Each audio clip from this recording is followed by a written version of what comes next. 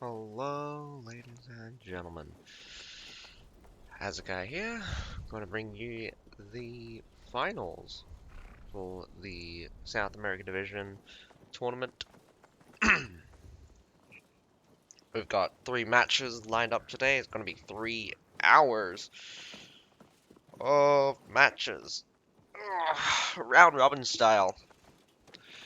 So we had PUP, ATL, and GUS all winning their group phases.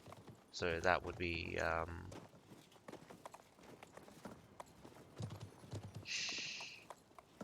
what are the names of PUP? Sorry. So we had PUP being PUMPIT, ATL being Atlas, and GUS being Guys. We got those guys all fighting it out, round robin style. So they'll have 2 matches against each other across 2 days, and we'll get to see who is the champion. So this is a little bit non-standard for the South American division. Well, normally for the CBL. Normally it's elimination style, but we have got round robin twice in a row. It's kind of fun this way. You get to see them fight multiple times for the crown. Point style. But anyway, first match we should be getting is PUP versus ATL, and then PUP versus GUS, and then lastly ATL versus GUS for the final battle of today. And then similarly, on the 3rd of the 7th, we should be getting ATL versus PUP, GUS versus PUP, then GUS versus ATL. All we can do now is wait for the matches to start up.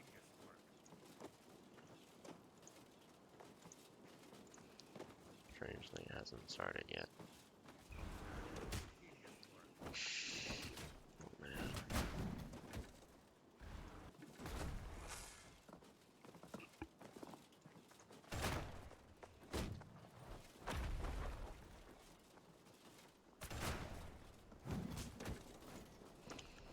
In the meantime, I'm going to do.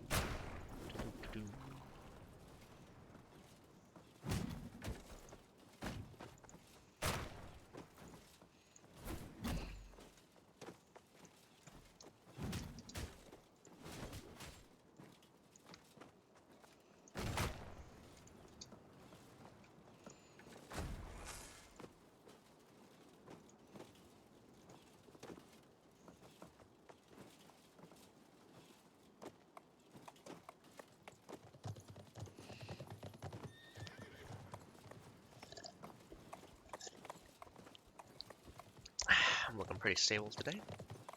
This is nice.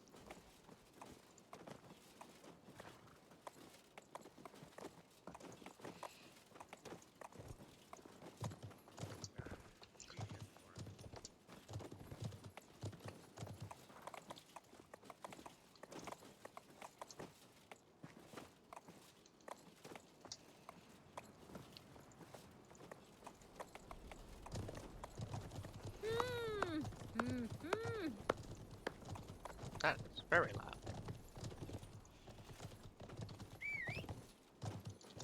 Clapping.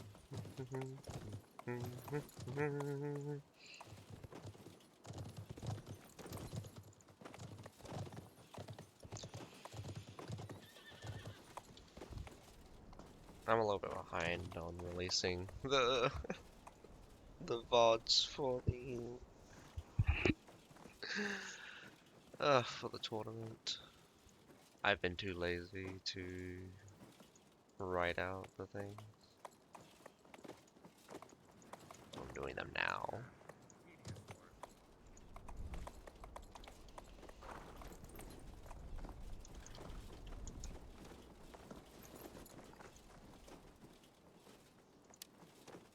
Test.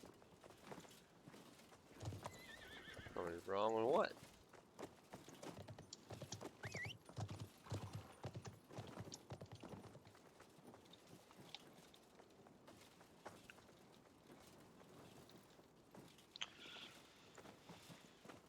That's hospitality.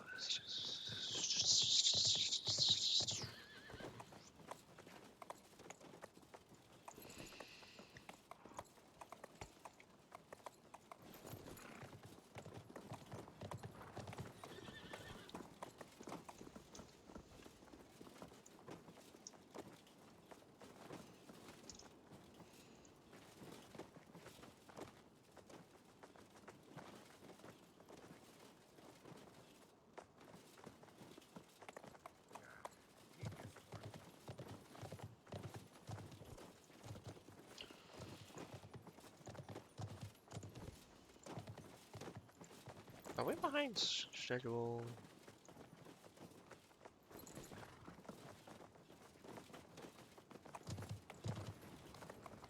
What's happening?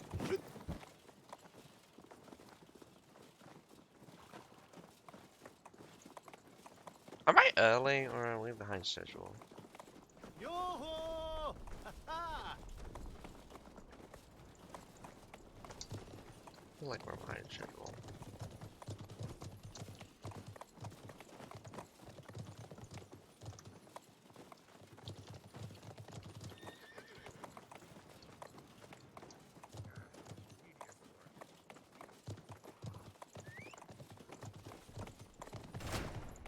Aloha! How you doing?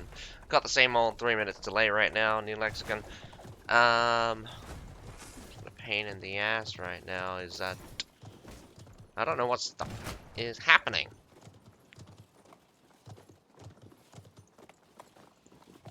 I'm waiting around for the match.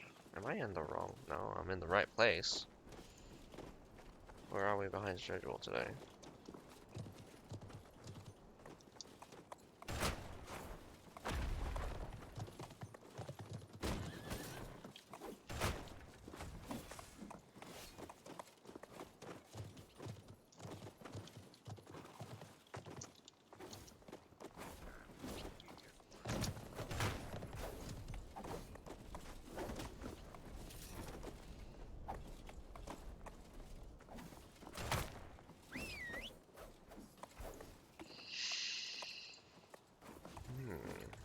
Does not bode well.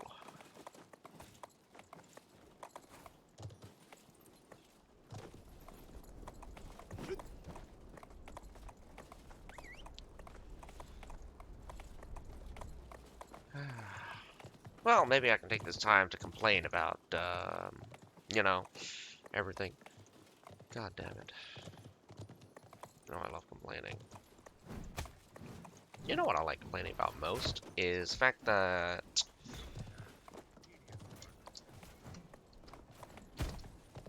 I feel like sometimes the developers have no idea what they want to do with the game. Sometimes it feels like they're just adding in stuff because it's cool, rather than because what they want to have in the game. Sometimes the game, a lot of times, sorry, the game lacks vision. The lack of vision in the game is quite telling because it keeps introducing units which are overloaded, or having old units become like old overloaded units. Oh god. It's actually just the older units that are just annoying me.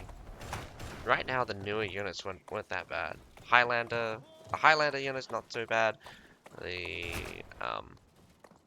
Paragon unit's not so bad, and even this season's unit's not so bad. They introduce a singular mechanic and, well, I say a singular mechanic. Their abilities are cool, but the way they show off those abilities are, like, even cooler.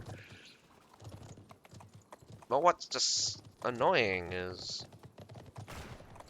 What's annoying is that, like, old units, which were, again, designed at a different time by different people, I believe, they're coming back. And I don't like that. I mean, I never liked the fact that Tundra humans existed in the way they did, and... wait, what? Not yet.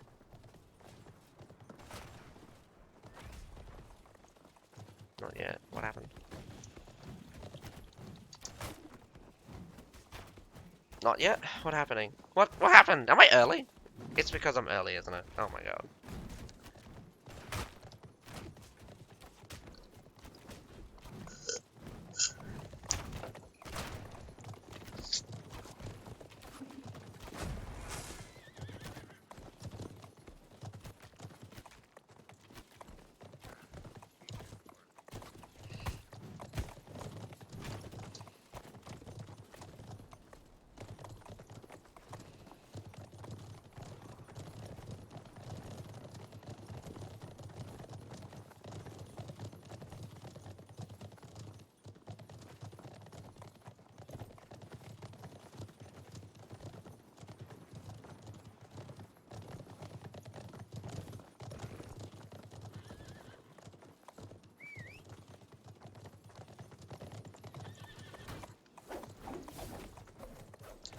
I'm not getting the messages in chat saying drops are enabled. They're not? That's strange.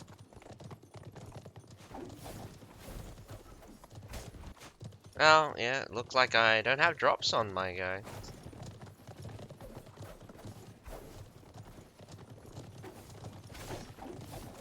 Oh, I don't think, Frontier... I don't think Frontier has, drops right now.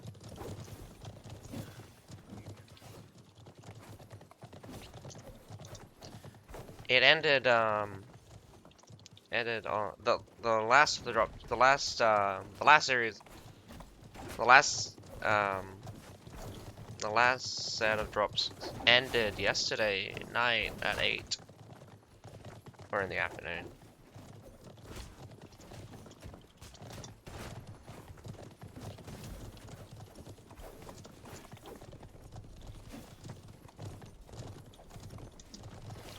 So the drops you're seeing right now for other channels are actually for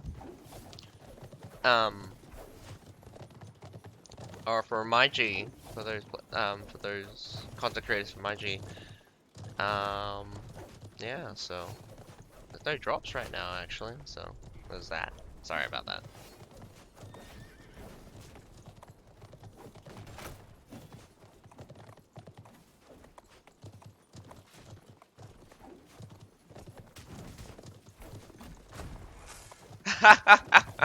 Yeah, sorry. I'm for Frontier, so you probably all of those. I wish.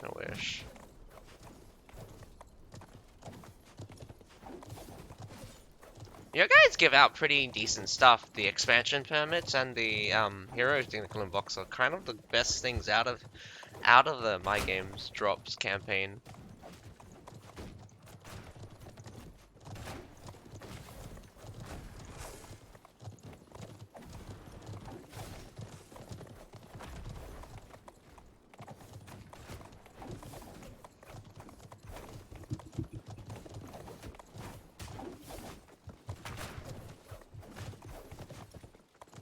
Did we get pushed back?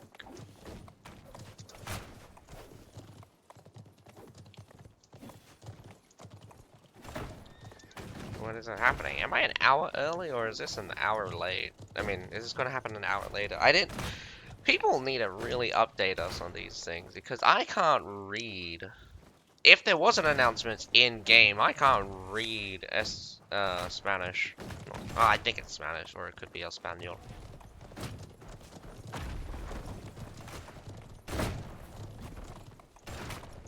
I believe it's Spanish that they're typing.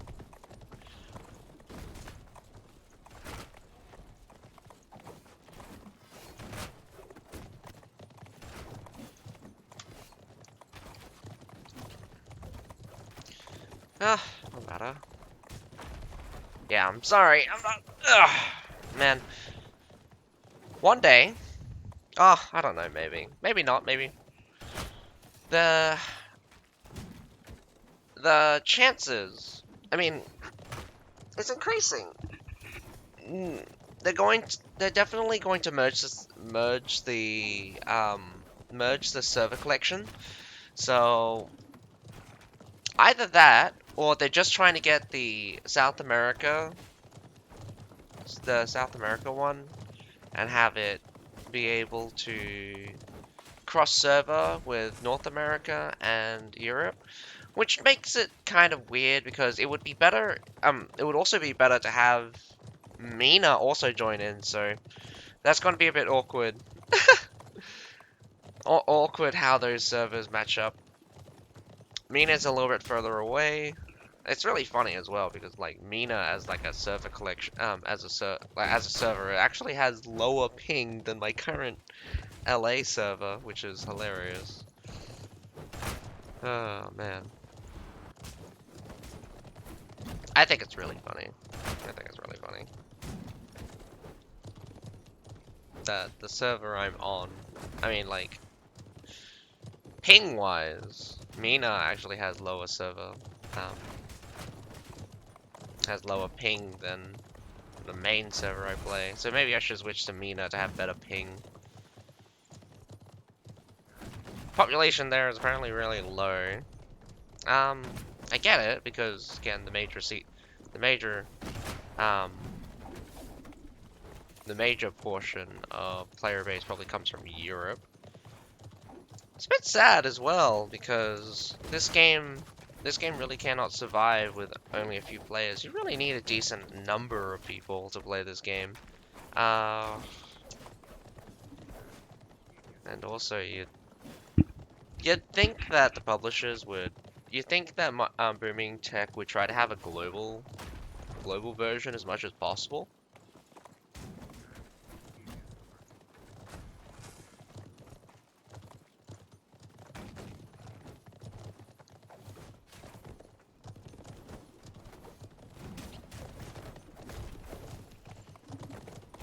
Gotta run to the grocery stores.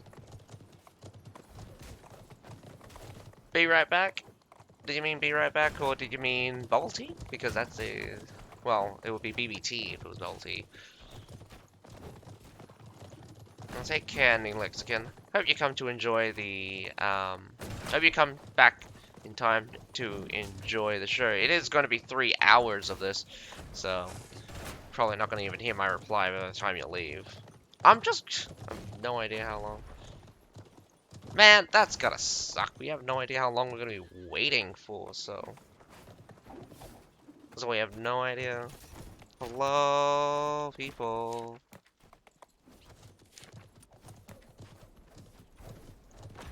Red on my eye.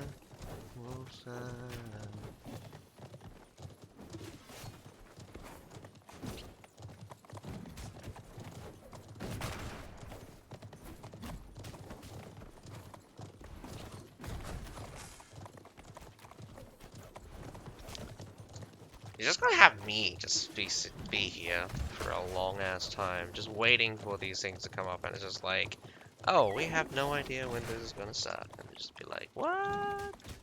You scheduled it for now. I woke up this early because you scheduled it for now, and what do you mean it's not starting now?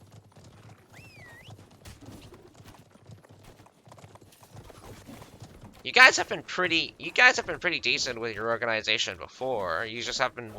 Sometimes you've just been waiting for, like, players to rock up, but I've never had you be late before. 15 minutes late right now.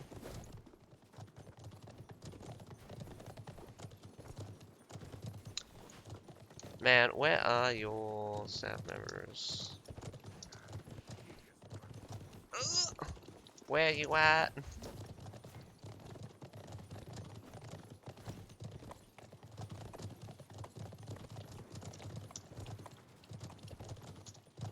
Can you update us on the situation? Or am I going to be sitting here for 3 hours waiting for someone to wake up?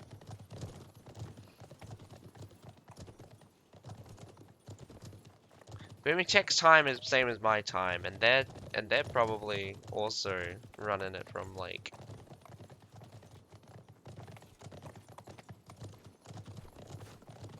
They're probably running it from like thing as well. I have like super high ping as it is. Hi. Well, All I can do is just wait here until something happens, or I get updated. So I'm not sure how long this is gonna be, but it's gonna be unfortunate for those that did come to watch the tournament. I mean, again, just really sad that we're just in a situation where we don't know what's happening.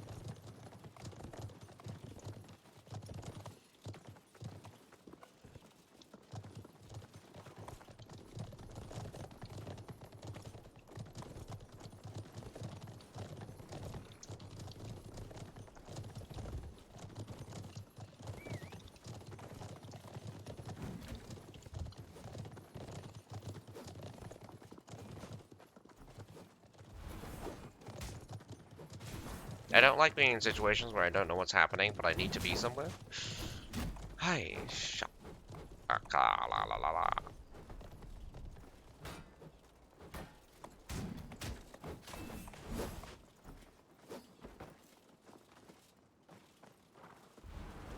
Oh, that's DQS. Nuclear weapon. Nuclear power. Okay. I mean, like, I am doing something right now. In the meantime.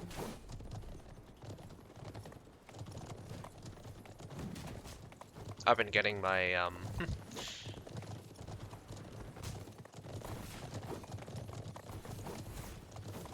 been getting the,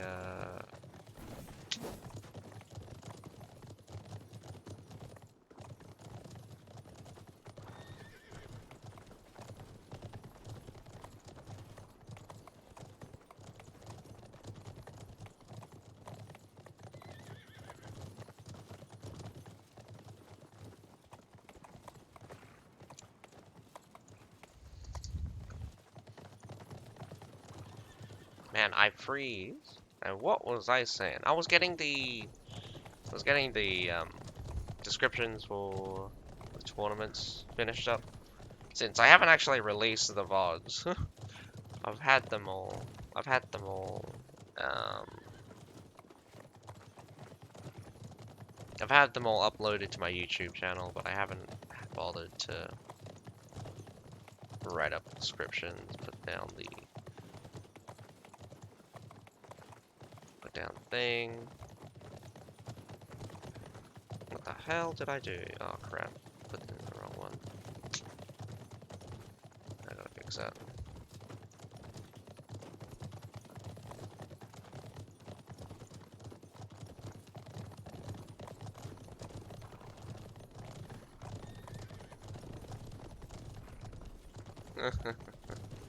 It's really funny.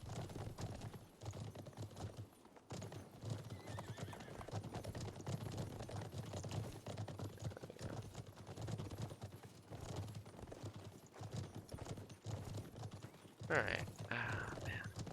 So I got the intro for this one going.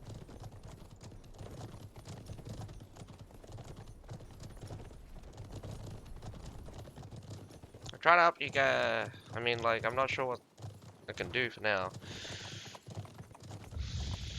Just waiting for them to update on some situation. We're now 20 minutes behind schedule, supposedly.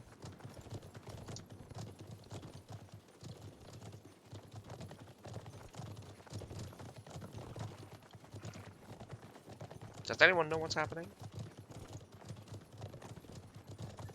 Does anyone know what's happening?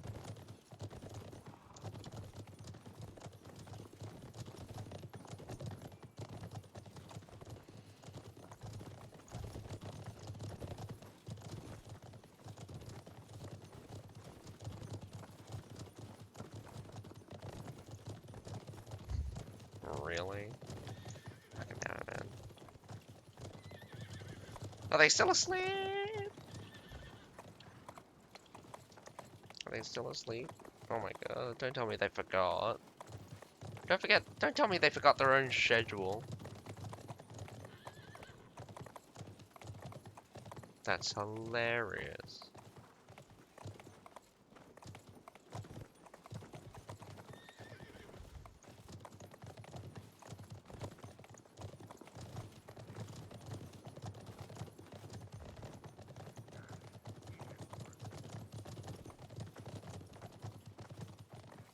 show match.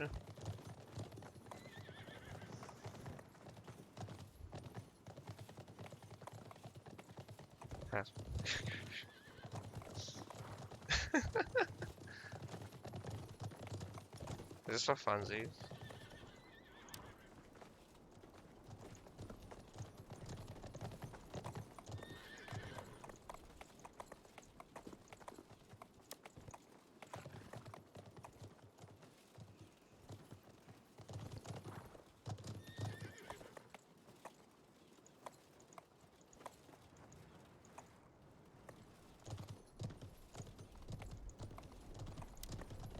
Oh well, let's just join in on this. What the hell's happening here? Put me in. Hope he knows how to put me in observer. That'd be fun. Throws me onto this switching sides. Doesn't know how to do it. Oh, there we go. Yay! This is not official, by the way. It's just a show match. Fortunately, we don't have an observer just to be like, ah!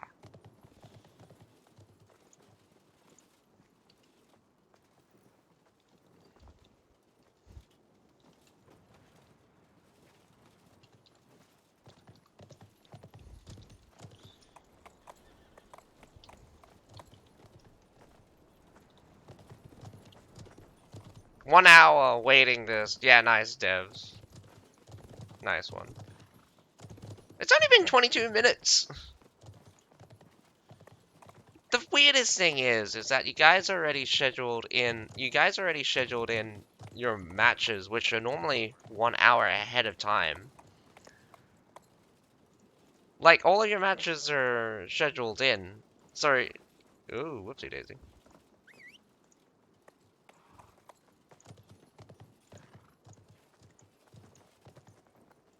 There's an editable. That was my mistake.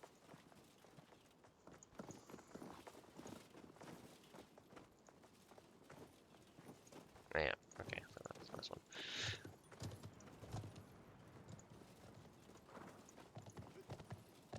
That's really funny. Funny.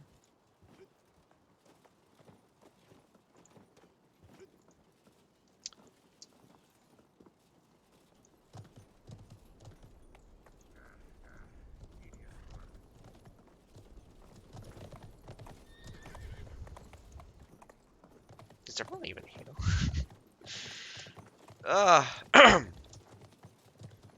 Yeah, it's really annoying. It's really...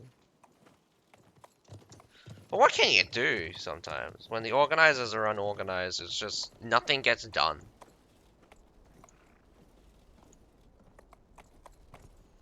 And it works for the players as well, so it's a bit sad.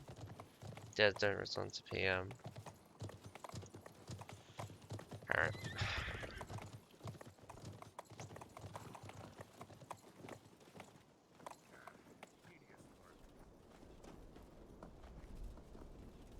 Yep. Oh my god.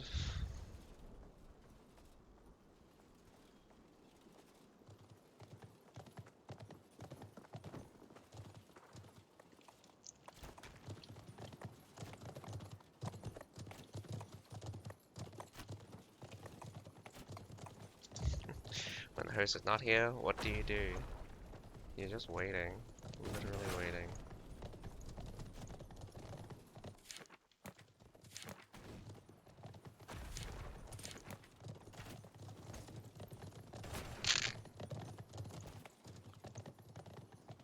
Oh man.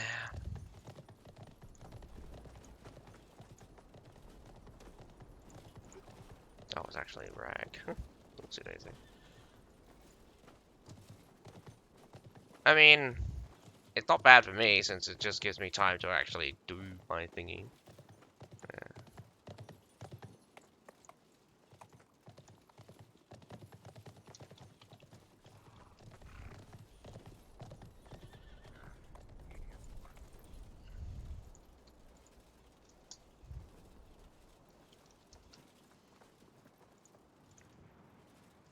But it is pretty. This is man. Would be the second time the developers have not been present for the South American division.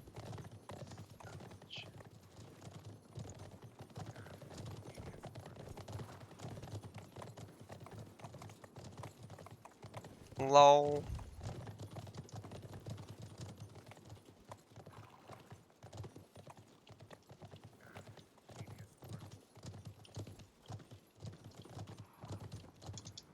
So there are 4 teams instead of 3.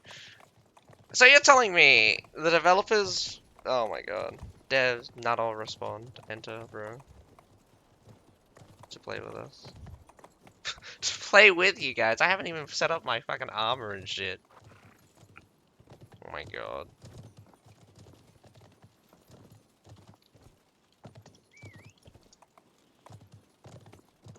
What about champ? You said champ. Oh, that's right. You said champ, so I assumed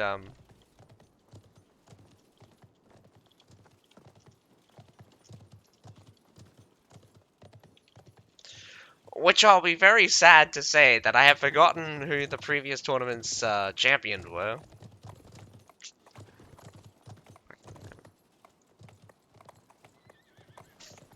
Oh my god. Oh well. I'm literally going into a show match and it's just like everyone leaving now. What happened? Oh well.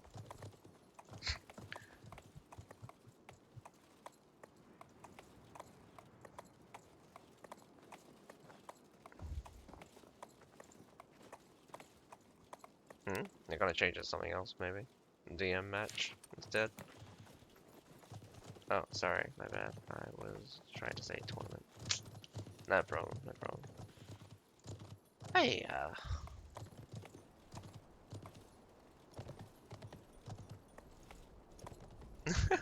DM.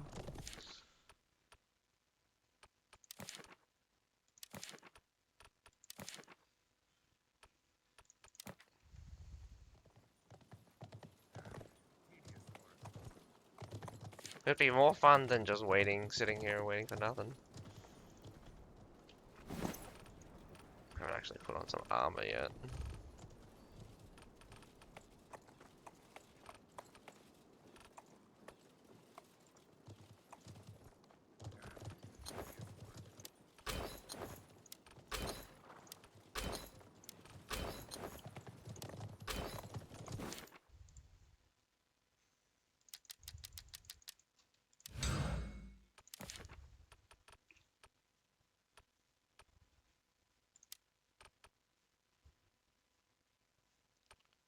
Wukong's Doom. So they've changed all of the names of things. Bonebreaker, Mighty Mjolnir, Maelstrom. Heavy Strike hasn't changed. Still Heavy Strike.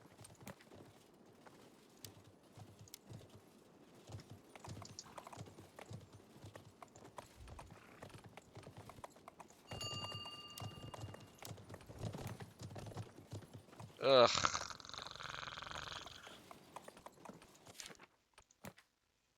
It's not available. That's what it should be.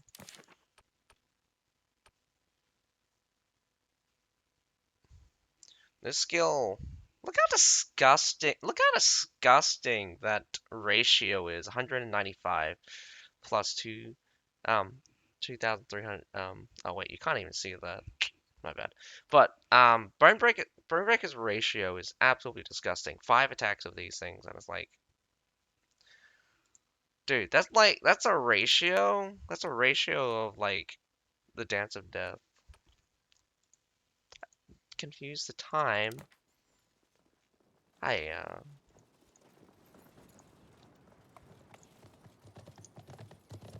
change the time of date and no announcement. Yeah, that'll be upsetting. Oh man.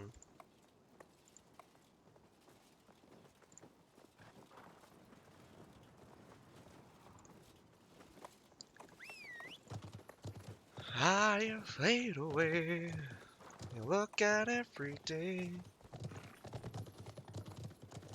Too hard to simple, but you give me some leer.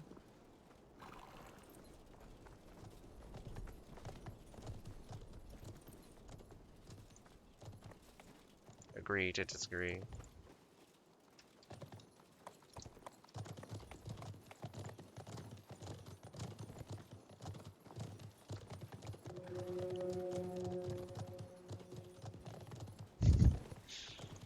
Oh, man. So those of you just joining out now, we're actually nothing happening. We're just playing a deathmatch. For funsies.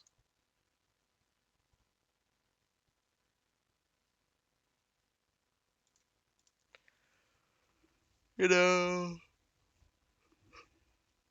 one of the most annoying things. Oh, one of the most annoying things is going to be like, I've got super lag on.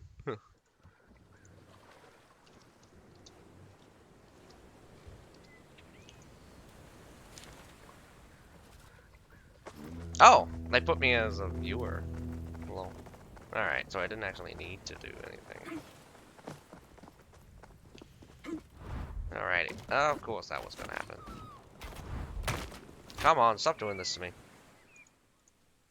Fine. I have to get back as fast as possible. Ugh.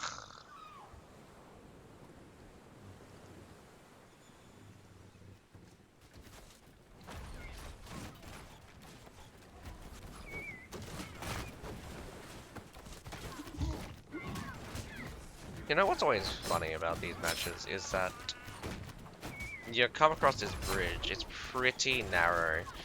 So normally the players with more range has an advantage, as again, the more you push forward, the harder it is to get.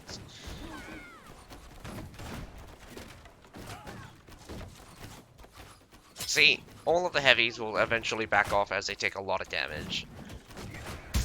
I'm surprised how many, like... I'm surprised that, like, the heavies in the front just don't ignore the other heavies in the front and just go straight for the range. That's normally what I do. It's normally the best course of action as well. Demigod's doing the smart thing and going straight for the range, but look how dangerous that is. No one backs him up because they're dealing with the heavies in the back, and... Is that a bad idea? Not a terrible idea. I mean, like, you have to deal with them eventually.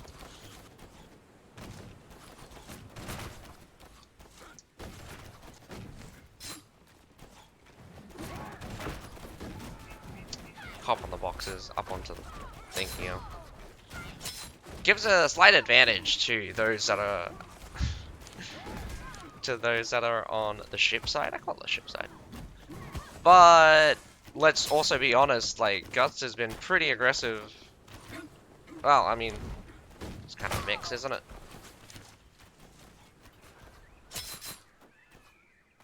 Did someone just... someone just fell off just now?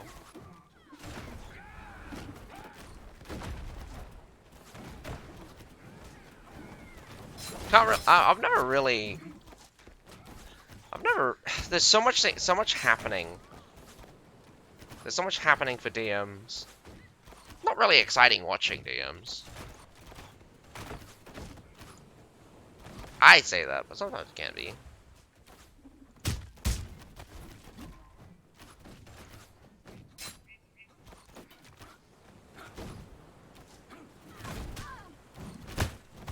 Well, Castle side is pressuring hard, so you'll notice eventually that okay, so the longbow's dead weight. Definitely dead weight. He might actually get the short bow here. Yeah, he does. Whoa! Tosses one guy right off. Musket not doing too badly. Musket's been nerfed in recent years, but that's mainly because of their range impact becoming, well, I mean, like, substantially more powerful. I think one of the reasons why it's gotten nerfed this season was because of the insane damage runes that have been coming out. Just accept death, man. There's no way you get it back up.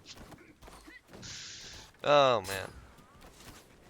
You try to live by standing on the side and just like, nah, you just die eventually.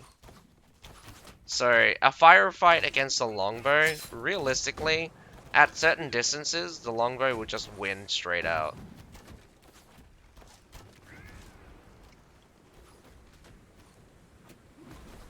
I think the range drop off is a little bit too harsh early on.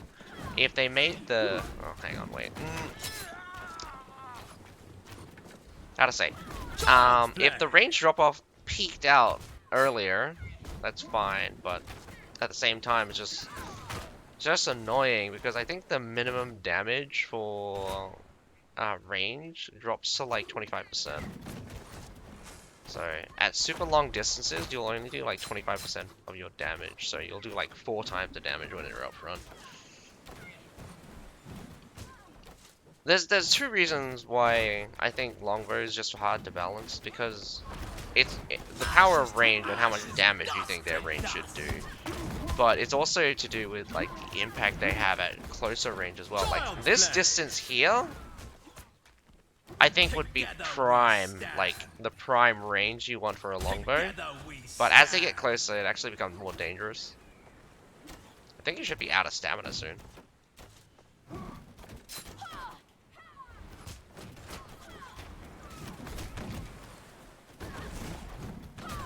Got some guys underneath here. Probably just gonna get knocked. Oh, what's really funny is that Rain of Arrows actually can recover from concussion. I don't think they've changed that, but it's a tiny interaction that just doesn't really happen often. Together we stand.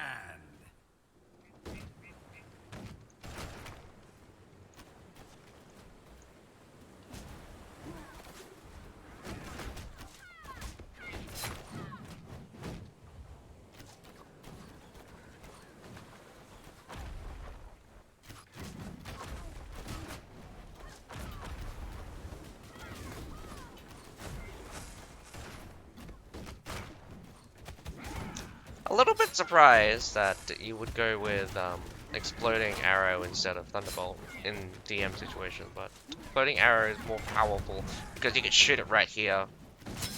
Unfortunately, like, none of the range guys had it. Ashes, dust to dust.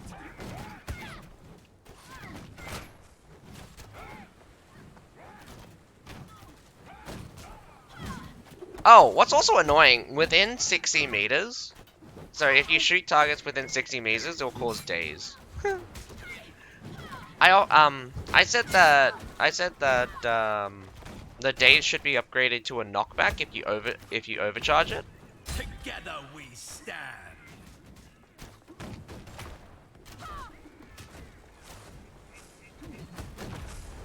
So you have the normal charge meter, and then there's a little bit extra of overcharge. So if you overcharge it, it should get a knockback effect. And that should carry over to, like, your abilities as well.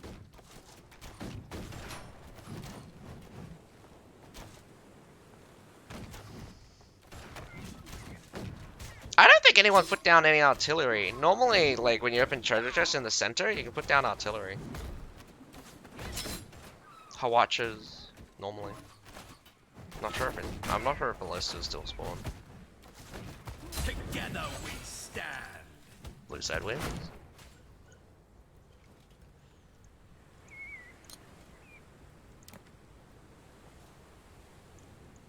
As I said before, I'm not really good at commentating for, like, death matches. Never really find death matches too fun. Mostly because, like, too much happens. Each hero to explain. No one thing can be looked at and be like, oh, that is excellent, that's good.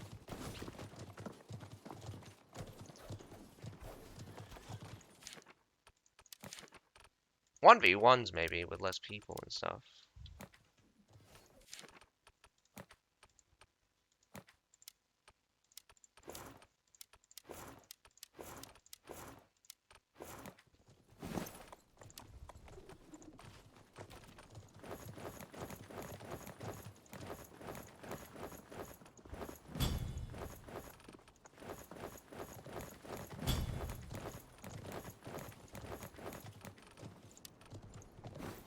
Brand new game. Well, still nothing. Ah, man. Am I gonna have to truncate this stream or what?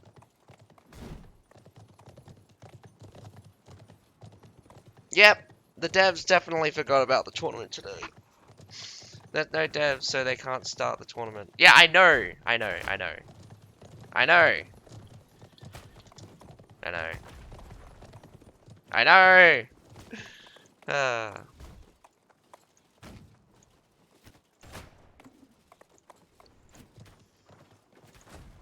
We've been waiting here the whole time. You think I haven't been trying to contact the devs myself?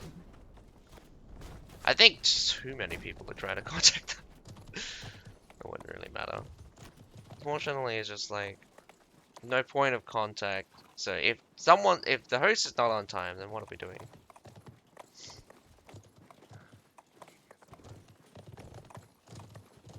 Just short on leaps over that one.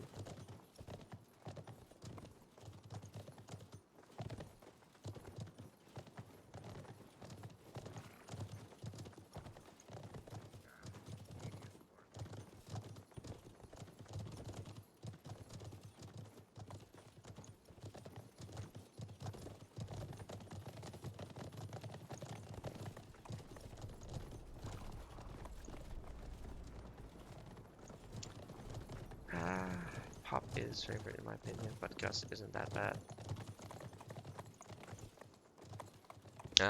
If I remember,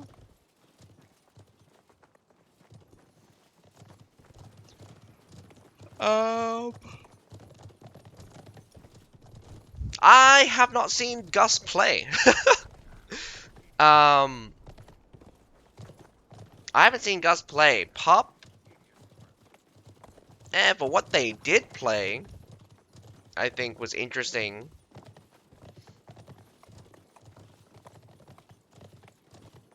ATL,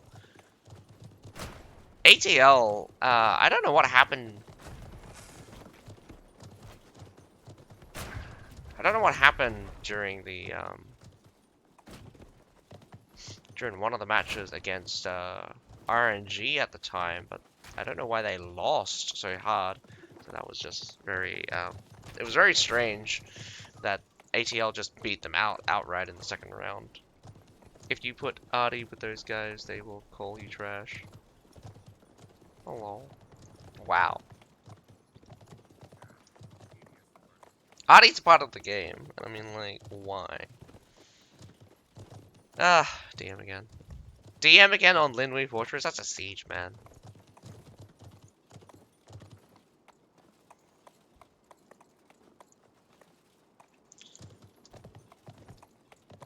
Whipping left here.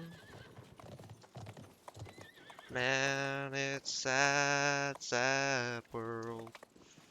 What does it come to?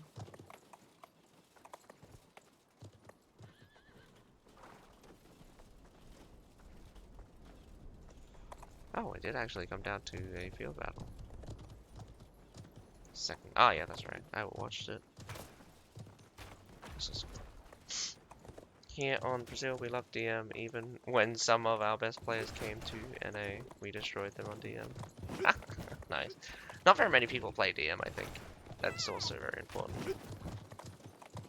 DM. DM is also important.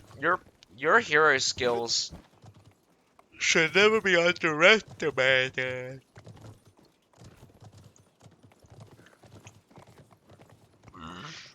I don't know why. I know these siege battles are not designed for it, but I mean, like, has anyone actually tried to do more than 15v15? I seriously want to ask. Anyone actually tried doing more than 15v15? Just toss in, like, 20 players versus 20 players. Do it. Please. Be funny.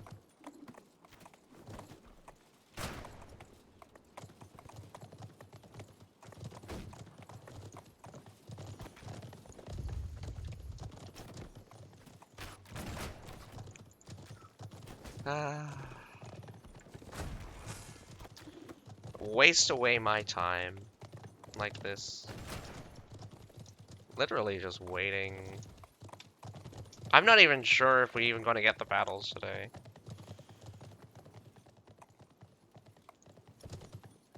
There needs to be a reschedule, I think. There's going to be a reschedule. There has to be a reschedule.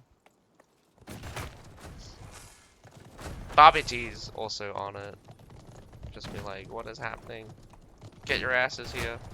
Hey, Luna Shark is online! Holy cow, that's hilarious. Luna Shark is finally online. Someone's leapt in.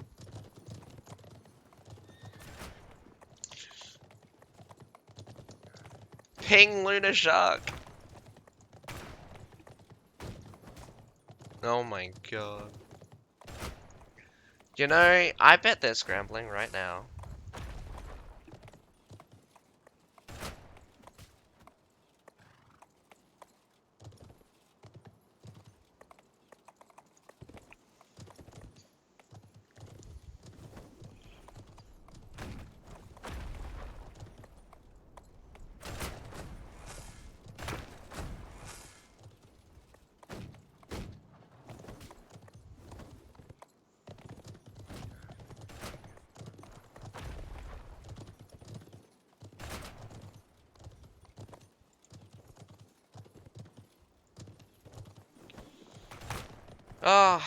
But it's gonna take a few minutes, so I mean, like, we're probably gonna be pushed back an hour. So this is gonna be like a 4-hour stream, just waiting. Like 1 hour of waiting, and then 3 hours of actually doing it.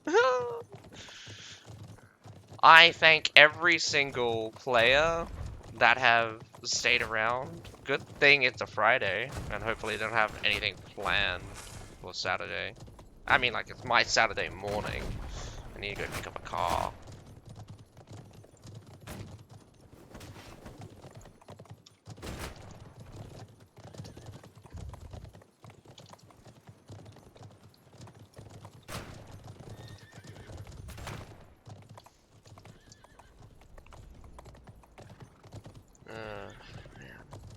Go Atlas!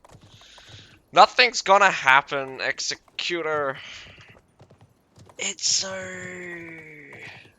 Everything's so behind schedule. Now we're now an hour behind schedule. Nothing's happening. Luna Shark finally hopped online, and probably trying to get everyone to wake up.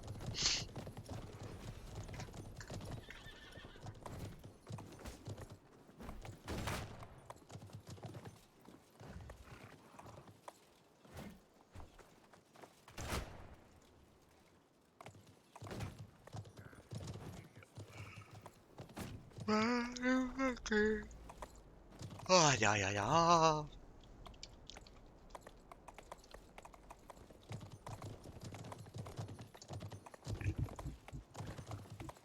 Pump jam, pump it.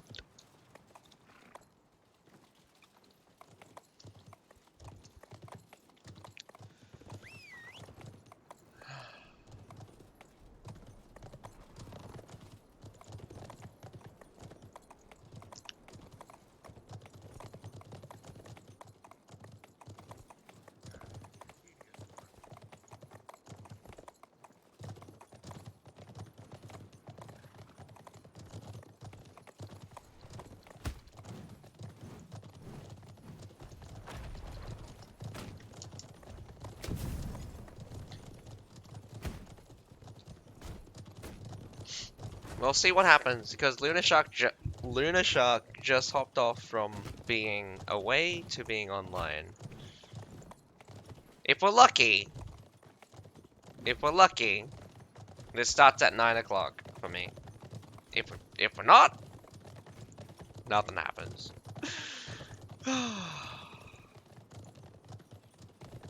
Too bad I don't have jerky this time to feel my stomach. God damn it, man. It's so early in the morning, and I have... Early in the morning, behind schedule. Wasting my time. But, I mean, like, I have you guys.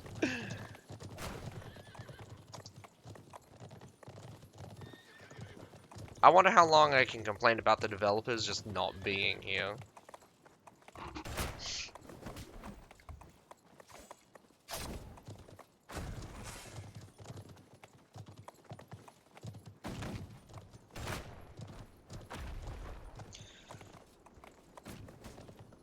There are so many people, and it's just like, ugh, Christ. Yeah, I saw. One of the devs is online. Oh my god. Finally hopping onto CB. As I said before, like, if we're lucky, this starts at 9. So, I mean, 9 for my time. And I think 9 for your guys' time as well.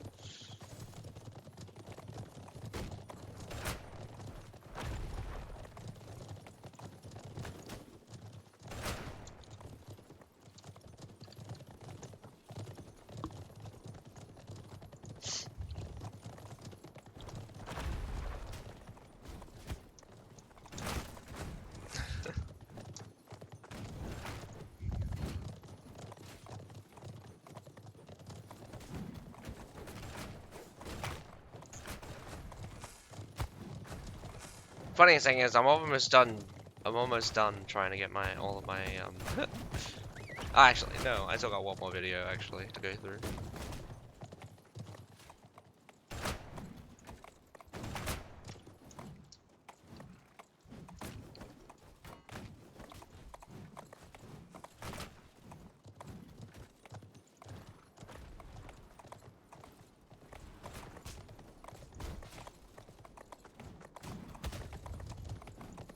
Did I skip? Oh, wow, I skipped the start of the battle, or what? I did. Huh.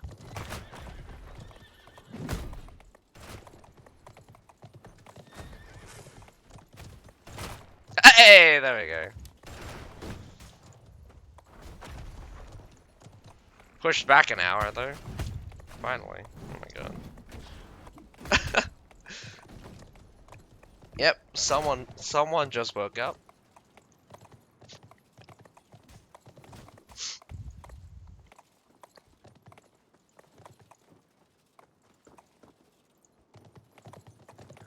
Yeah, I saw. Thanks, Bokari. Oh, man. I mean, we only waited, like, an hour. But, nonetheless, let's get the show on the road. Maybe there won't be an intermission between matches, and just try to speed it up. It would be better this way, because you've already had people wait here for too long.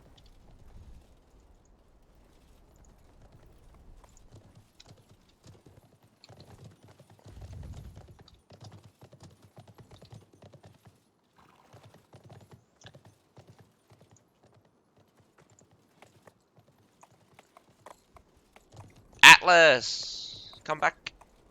Atlas, where you at? 3 people from Atlas is missing. Not very many, people are viewing it, though. So, man, it is hilarious.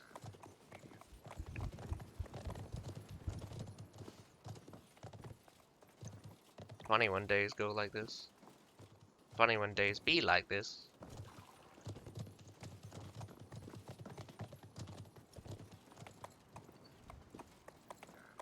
Schedule for tomorrow. And I've got the last one.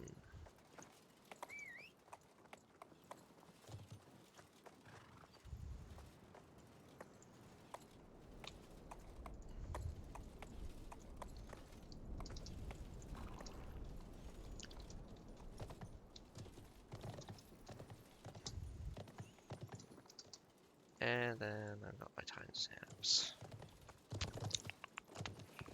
Alright, so all of those matches should eventually be released.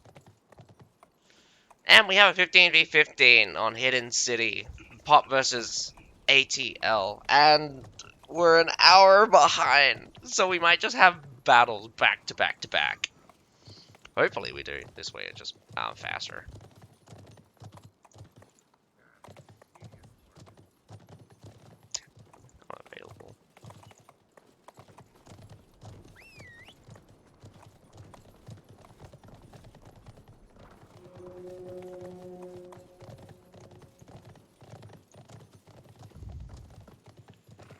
Double ready has occurred.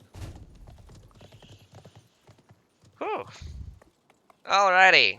After all this time, we'll come back. We'll come back to this. So, finally, we got the first battle of the day beginning. Gonna have a look at their unit composition. We have quite a few berserkers coming in. We got 6 berserkers being chosen for PUP on the attacking side. And ATL, very interesting pick with a couple of guys going with the triple tier 4s. Oh, well, 2 people going with the triple tier 4s. We've got some interesting picks with a double tier 4 and a tier 3. So that is quite an interesting pick. One guy switching to a tier 5, tier 4, and tier 2 with a tier 1. I think you could actually have I think you actually have more leadership than that, but maybe you don't. Do you have to say? Iron Reaper's on the down low here. Got more Royal Janissaries out on the field. Well, for Atlas, that is. PUMPIT going in with the double Metallitor, so we're on Hidden City, so I'm not sure how well the Metallitor is going to work out for PUMPIT. Well, not having too many, that is. But we have some Royal Janissaries. They are really good at leading your front line. We have not too many medals from either side, but not very many cavalry come out. So you gotta have to be a little bit careful. Sometimes cavalry can really blow your formation out of the water. It's not fun. Not fun at all getting blasted by cavalry. I do have to say, sometimes it's not the funnest thing to watch your entire line break down because the cavalry just charged straight into it. But here we are. First battle. Hey, didn't get to... Oh, okay, that's interesting.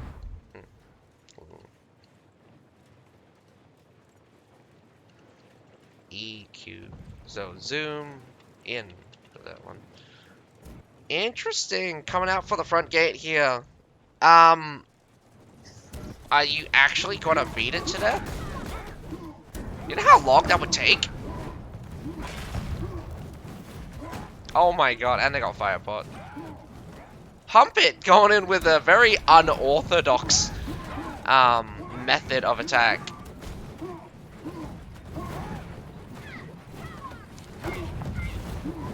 Beating down the front gate. Unfortunately, Royal Janissaries will not hit the front gate. If only they did, that'd be cool.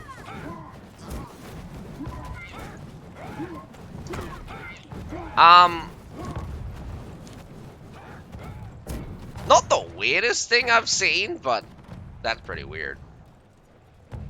Let's see if it works out for them. They've got everything being pushed right now, including the... Oh, no. Main gate is breached. These guys are raring to go. They're literally just a shield. Just a shield on the on the left-hand side when they enter. Here comes a medal, though. Oh. Iron Cap Swordsman's break through. Royal Janissary just cleans up that left-hand side for us right now. That right-hand side is holding strong, but we got some Iron Reapers here.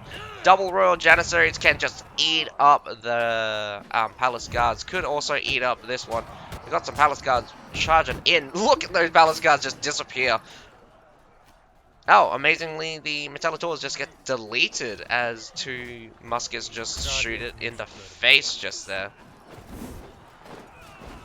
Imperial Pike March in the back. Where did they come from?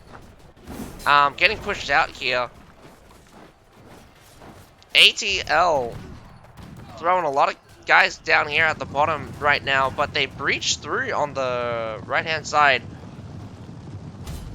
Surprisingly, it's they were getting some cap points, but that's mostly because they didn't expect to climb here. Gonna catch a lot of people on the backhand side. They got the siege tower on the left-hand side up. They deployed cavalry to stop them from coming in through the front gate. Shields at the very front. The Imperial Pikes will get stopped there. But they're throwing more and more heroes up onto this wall. What are the casualties for this? That was super, like, I would be questioning whether or not they would have committed for that. They're still fighting, by the way. What's so impressive is the number of losses they took just now. Fenris Pack has been nerfed in recent days. I don't know what they did back to their they kind of reversed their AI, so it's their AI problem. So they're suffering some AI problems now, which I would say they made to be less aggressive. I would have much preferred the AI to stay the same. I like the fact that it was a bit dangerous to fight against Fenris Pack. Sometimes like units really not being a threat to heroes is a problem. Like a lot of times, a lot of units are not really much of a threat to heroes. They can dance around them, no problem. Berserkers is kind of half and half. Sometimes when like a hero by himself will never be able to kill Berserkers as long as the controller is still alive because of sustain. But even Iron Reapers, like, Iron Reapers don't really threaten... Oh, Royal Janissaries are a classic example of a unit that does not threaten heroes. Gonna get thrown into this mass pile here. And a little bit, really smart, actually, to mix it in with both high tier and low tier units here, because they've already gone for a rush start. Loses most of the Royal Janissary there, and the Royal Janissary is going to be quite useless. A grenade throw comes in, mostly to slow down the approach, but this Imperial Pike just turning the corner here in a very awkward fashion. Berserkers going at it at the top of these stairs, really good actually for the Berserkers. Should keep them going on the top of the stairs and just should eat through basically everything, as even Palace Guards should not be able to slow down the Berserkers. These are bottom line Palace Guards, so they actually do not do enough damage. There are two lots of Berserkers, and they just ate up both that Imperial Pike Guard and the wow, Metallitor's here in the back gets slammed by a Treb. We got Shield Maidens here at the front, just slams right into the Iron Reapers, but the Iron Reapers just eats them alive. Royal Janissaries also just gets blown right through. The damage is unreal as the death pile of Badal's Iron Reapers and the Berserkers. Those Iron Reapers are not going to get away. The heroes won't allow them to. Oh, but a charge out might get them far. You're better off just letting them die, man.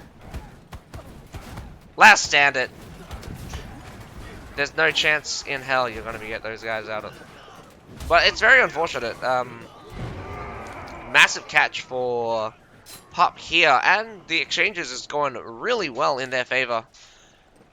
This kind of messy fight is kind of where you want the Berserkers deployed, so I'm not sure if they planned for this, but PUMPIT going very hard, going in very fast, catches one of two cavalry that exist for ATL. ATL needs to do a massive pickup with the remaining cataphract that they do have.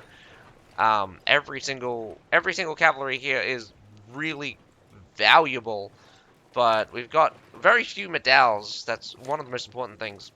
Mostly the heroes are going to be the mainstay in trying to hold back the tide. Cavalry here being deployed early. Oh my goodness, they got caught. Or was it a trade? Half-half. We got a half-half trade here for cataphracts from the enemy side, for cataphracts on our side, plus some Royal Janissaries got smacked. Coming up through the center here will protect you from most of the range from the defenders. They do take the right-hand side supply point, so what's going to be interesting is how ATL decides to defend the B point, because there is 6 minutes 50 seconds to go, and there is all the artillery in the world. We have seen 2 ballistas already being deployed. 11 death to 12 death. We got 2 people on 2 death for the defenders, and 3 people on 2 death. 2 people on 2 death for the attackers. PUMPIT, I'm sorry, I'm seeing like archers getting shot? Oh my god, there's javelins! I was about to say projectile trails normally rarely see those things, because normally no one brings archers. the ballistas they have deployed for them is going to get blasted here. This is the hard yard. They again, cavalry comes in early, gets completely eaten up. There goes your risky cataphract. Oh my god, there's so much cataphract for the attackers right now. Royal Janissaries escape to the top. Chasing down this hero here. Metallators are gonna get eaten alive. Oh my god. Fenrir's pack gonna hunt them down. Royal Janissaries seem to want to catch a couple. Major engagement already started, and I've already missed it, but we got some cavalry gonna come from the north side. Three-way attack right now. North side actually pulls off. Cataphracts in the back gets stopped, actually, surprisingly. The fight at the center is not going well for Pup for some reason, but fending off those cataphracts is doing really well. Cataphracts from the front. This is what I say sometimes when you have the infantry battle, and you don't need to go from the side. You just go from the front. Does look like the Medails could not get back into the position for the rear, and a complete collapse of the defending side. Although the exchanges are going well both ways, ATL just eats it hard. Look how many are dead right now. 12 people are dead. We have 2 permadeath coming out for ATL. This is not looking good at all. We've got all the members from PUMPIT still alive, but the losses are crazy. As I think ATL probably has very few strong units, and this is where Berserkers become exponentially more difficult to deal with. When you don't hit a certain threshold for damage, Berserkers will just heal more health than you can deal damage to them at this point. And even with damage-orientated heroes, it is going to be very difficult for the defending side to hold off the tide of Berserkers, which probably still remain. We got 2 Berserkers at full strength, 1 Berserker at 4, 1 Berserker at full strength. So that's 3 Berserkers at full strength right now. So that's a hard ask, and there's 6 minutes 45 seconds to go. So gonna go for a complete surround here. Gonna start it off here on the left-hand side with a little bit of a deathmatch. Does catch off another player. Is that another permadeath? No, only 2 permadeath, so up to only 13 heroes for the defending side. Oh my goodness. They are getting caught out here on the right-hand side. What gets caught, though?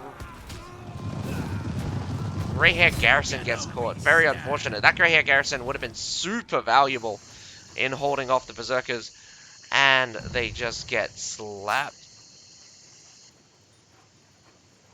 ATL is going to definitely not last long. The grape shot's already been deployed to soften them up. Super aggressive as well. A nice flank by some Iron Reapers, but outnumbered, so it gets completely wiped. Royal, oh man, Shenji in the back gets pushed down, and the last 2 members. We got 5 heroes left on the field, barely any units left. I think Pumpit has it in the bag. That grape shot just annihilated someone off of that point. Grape shots on either side, so you need to destroy these things or dodge them. Very hard to dodge a shotgun. Shoot him. Oh man, a little bit wide, but does go down. Man, zero guys now for the defenders. ATL. Wow, that is the most surprising battle I've seen. Breaking down the front gate with your heroes. That is not something you see every day. As you can tell, major losses at the beginning, but the turnaround was so surprising. ATL was not able to stabilize after the first engagement, so the respawn rate is so interesting. Watching Pumpit just lead it into victory after victory. Really gonna have to say that the Berserkers carried the day here during the second half. really doing for a mix of high and low tier units. But anyway, I'm gonna rush it to the next set of battles because I think we're gonna see the next set of battles up very shortly. What's so what's so hard to understand is why berserkers are so ridiculous. So ridiculous. Do you think the developers would like balance the game with understanding some design philosophies? One of the design philosophies, as I say, is never create a self-sustaining unit which just just straight up survives everything. What the hell?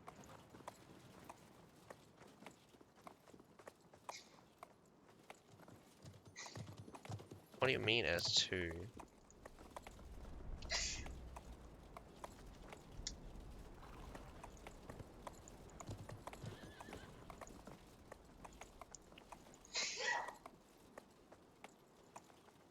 Yeah, I played from season 2.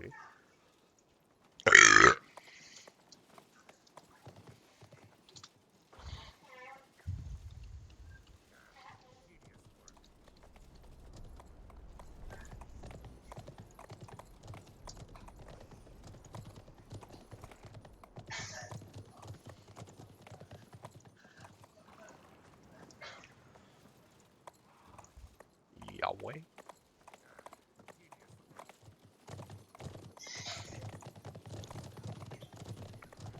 Second battle should be starting shortly. Again, I'm really a bit sad sometimes with the developer decisions. One of the most major decisions is that Berserkers. I would never make a unit like Berserkers in this kind of game. Mainly because I say that actually. I say that, but sometimes you just want a fantastical unit, and I mean the limits of the unit are very apparent. So it's hard to say why you created a unit like this is the limitations of Berserkers are too low. That is the major thing. And because the limitations are so low, you end up with situations where left unchecked, they just go absolutely insane. Like uncontestable, actually uncontestable as one of the most toxic units to face because it shuts out your impact. The impact. Okay, so there is no impact whatsoever. If you don't meet a certain threshold, your impact on a unit is zilch. Even when you're facing Iron Reapers, it's not like fighting them. It's not like fighting them is worthless. It doesn't feel worthless. Kublai is a monster. Man, all of Pup was a monster, man. Borkari, like, the commitment out of everyone was top notch right now. Pumpit really giving it to ATL, and I'm not sure what I can say besides beware. You really need to be prepared against Pumpit because these guys will ransack your front line. They eventually got there, but they couldn't stabilize. I mean, major losses going through that front gate. It was such a weird strategy that the major losses they did suffer, and then the follow catch, like, this is ATL's fault as well, because getting caught out so many times and losing 2 guys to permadeath in the last section. But then again, it's just like you couldn't stabilize the wall. You gave up the wall, but you give up the right-hand side again. Like, what is everyone... Every single time someone gives up the right-hand side, and it's just like, I'm just going to grab new units here. But it's not like they slowed them down on the wall anyway, so there's that. It's really stupid, I say, since you're here, since they were on Hidden City before. Now we're going to Sun City, which is a very interesting map. But don't give up your supply points so easily. Every point is very important. Oh, really? Melyon is Kublai. You guys really need to have the same name on all of your stuff.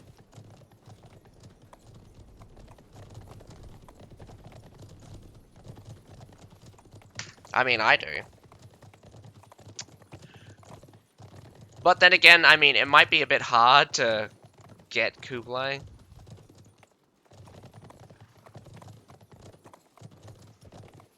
I'd make some kind of variation on Kublai, like add a section, be like Kublai something, or something Kublai.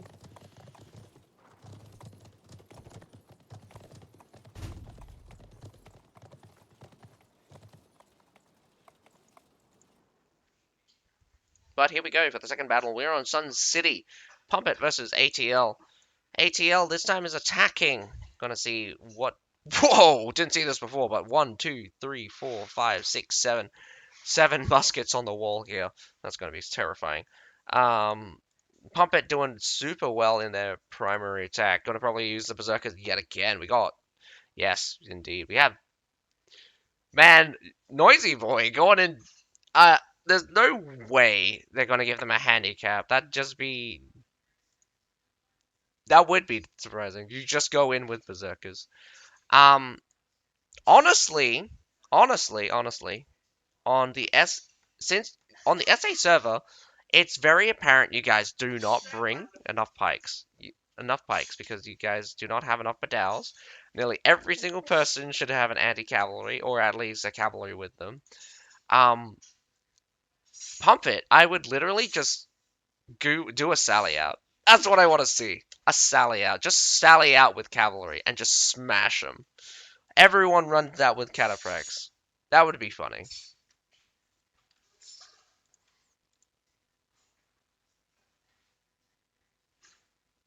Maybe bait in. Oh, I don't know. You can see the weapons.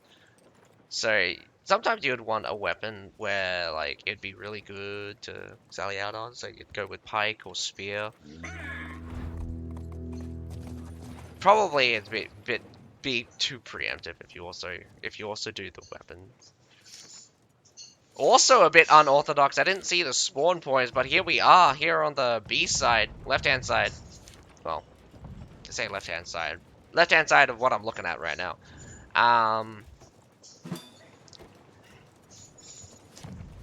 Lots on the left-hand side. Not all everyone, though. We still have, what, 7 players here on the south side. So, about half-half between both the sides. And does look like they do realize that there is quite a few people. Gonna climb up with a bit of a surf army here. Throwing up the ladders. Getting kicked down almost immediately. That's gotta be painful. I'm not sure. Wow, that is painful. The Imperial Pike Guard eats a fire pot just there. Siege towers getting pushed. Pretty standard here on the south side. We got some Metallators. Gonna shoot down the siege towers. Only 1? 2. Alright, we got 2. Got most of the Berserkers already deployed, so... ATL really gotta go in strong. Can't go in one at a time and piecemeal it. So... Gonna have to really be careful where they decide to climb up from. I would not risk challenging it with Berserkers, since mainly you are on the attacking side, and when you're being aggressive, you could run into a trap. Left hand side getting their siege tower up. Left hand side also getting to the front gate, just smashing it down. Royal Janissaries here at the top of the stairs. Left hand side siege tower, barely. Oh my god, barely alive, and it makes it to the wall. Good thing you can't destroy siege towers when they're mounted, but that is devastating. Literally a lick of health. Look at that tiniest bit of green. Man, the musket could have just shot it and it would probably die. Oh, miss. Wow, all the siege towers about to get up on the wall. How much did they sacrifice? Royal Janissary just eats up a free village watchman. Probably just sat there. ATL could go through the B-side gate. The only surprising thing here is if they do go through the B-side gate, what's your plan? You cannot get this supply point, so... The funniest thing is that, like, I've seen a tournament or a battle where the attacking side would attack the supply point, thinking that they could stop the enemy from grabbing it. But they literally on the supply point, and the enemy is just grabbing new units on top of it. And the worst thing is that it was like a triple spawn of like tier 5 infantry, and that it just instantly smashed our guys. Here's going to be very interesting. It's not trebable. It's not trebable if you're inside here. It's trebable if you're here. So, question is what's your plan? ATL could be stuck here this entire time. Got shields. Oh my god. Palace guards being thrown up. Again, interesting veterancy. ATL pulls away. Yeah, this is a good plan. Go up this stairs. It's a bit awkward going in this hard of an angle, and it's a bit hard trebable spot. I don't think they realize this just yet, as troops have been moving slowly. But this tit tank going in with this super speedy Royal Janissary. It's got that knightly vow. Comes up through the center instead with berserkers. Could just fight. Yeah, could just straight up fight the Medals. Medals are not in a position to deal with the berserkers, and especially not like this. Oh no. Oh wait, they have berserkers of their own. That is very good, and instantly annihilates that double team of berserkers. Really bad exchange, actually. This could be tragic. Again, another massive loss of Palace Guards. Palace Guards that are unveterans or something. Oh no. This is a bit awkward here. The shields are not set up, well, set up in a very strange way. One Medal here holding out the back-hand side. Royal Janissary just cleaving whatever's on top of the floor, top of this wall. The Royal Janissary is really the ones that are doing most of the work, and again, not creating that space, letting the enemy just walk right through, and then just collapsing on them on either side. Whether or not it's by accident or by design, that is what you should do for towers. Berserkers still making a lot of work here. We got some Iron Reapers here as well. Axe Raiders, I don't think you're going to be very useful here, as you're completely outnumbered, and those Iron Reapers just daze you. It's really sad, really. Those Fenris packs have seen better days. Right now, not the best of units, as they do suffer really hard for AI right now. And look how fast those Shield Maidens are going. This is a desperate attack. ATL literally burning through their units like crazy. I think the losses, are really high right now, and this has kind of been like an ongoing first attack. They're gonna capture B section or not, gonna be intercepted. But my goodness, slow down, my dude. ATL just keeps throwing in one guy after another, trying to gain an advantage on Pup. But Pup has been winning every single engagement, and by a huge margin, 2-1 right now. Gonna slow it down with some rattan pikemen. I love these guys. These guys are also really good at slowing down some higher tier units. Got that nice bleed with that damage reduction. Oh, Iron Reapers slam right in, switches to sword, and chop, chop, chop, chop. But just get deleted by the Iron Reapers from the attacking side. They cannot condense. Whoa, I take that back. Apparently the center section made it through, so the exchanges was not too terrible. Massive treb coming in. They treb their own guys by the looks of it. But Iron Reapers to reinforce. I think it's going to be a easy collapse here, but we have a backside fight as well, moving towards the B section. So this place will get cleaned up. Palace guards with Imperial Spear Guard gonna hold for a little bit, not gonna hold for very long. We got a Iron Reapers versus Royal Janissaries. Royal Janissaries cleans that Iron Reapers up very nicely. I think a couple of losses, but not terrible. Slams right into that musket. We got some Medaus here in the back. That's going to be yummy, yummy, yummy for the Royal Janissaries. Royal Janissaries have no problem fighting continuously. They are quite tanky, but the hero might clock out at this rate. Could lead to the Royal Janissaries being a little bit weak. You really need to activate those skills. Those skills are very important. Wow, the Royal Janissaries left to their own devices. Does look like they did kill off the controlling hero, but I would not leave them here. I'd definitely try to pick them up. Again, another section on the mount. My goodness, you are super aggressive trying to pick up something, but you might be able to finally pick up A, but whether or not you want to, you still have to fight. You still have to fight for C and base. You're a bit too aggressive, a bit too early, I would say. You blew your load while the enemy still has quite a few heavy tier units. They're stalling you here very well.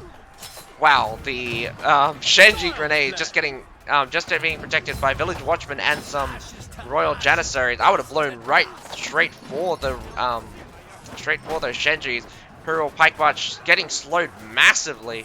That is whether or not, even if they were at full speed, the Royal Janissaries and Iron Reapers just clears the way.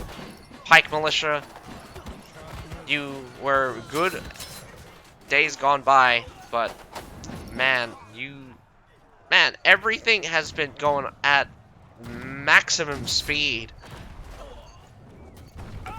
Trebs have been flying in like crazy, more often than not, being either hitting yourself or hitting nothing, or doesn't count when it not counting.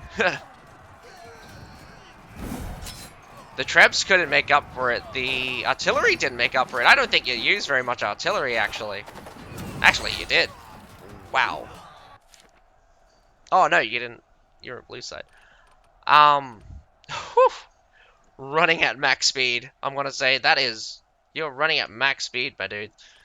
Absolutely well done holding for Pup. The rotations were very good, able to hold out on a lot of sections.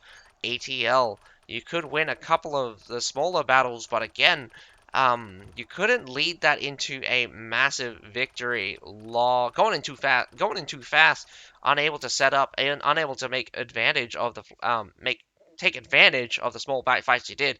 And again, looking at the losses in total, massive losses everywhere for everyone. And just here is where you overtake them just slightly, but absolute monster of an attack there, not relenting at 1 second.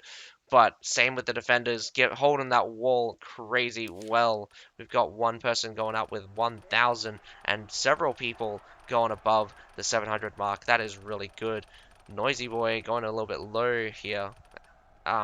With going really low. Some of these guys going super low.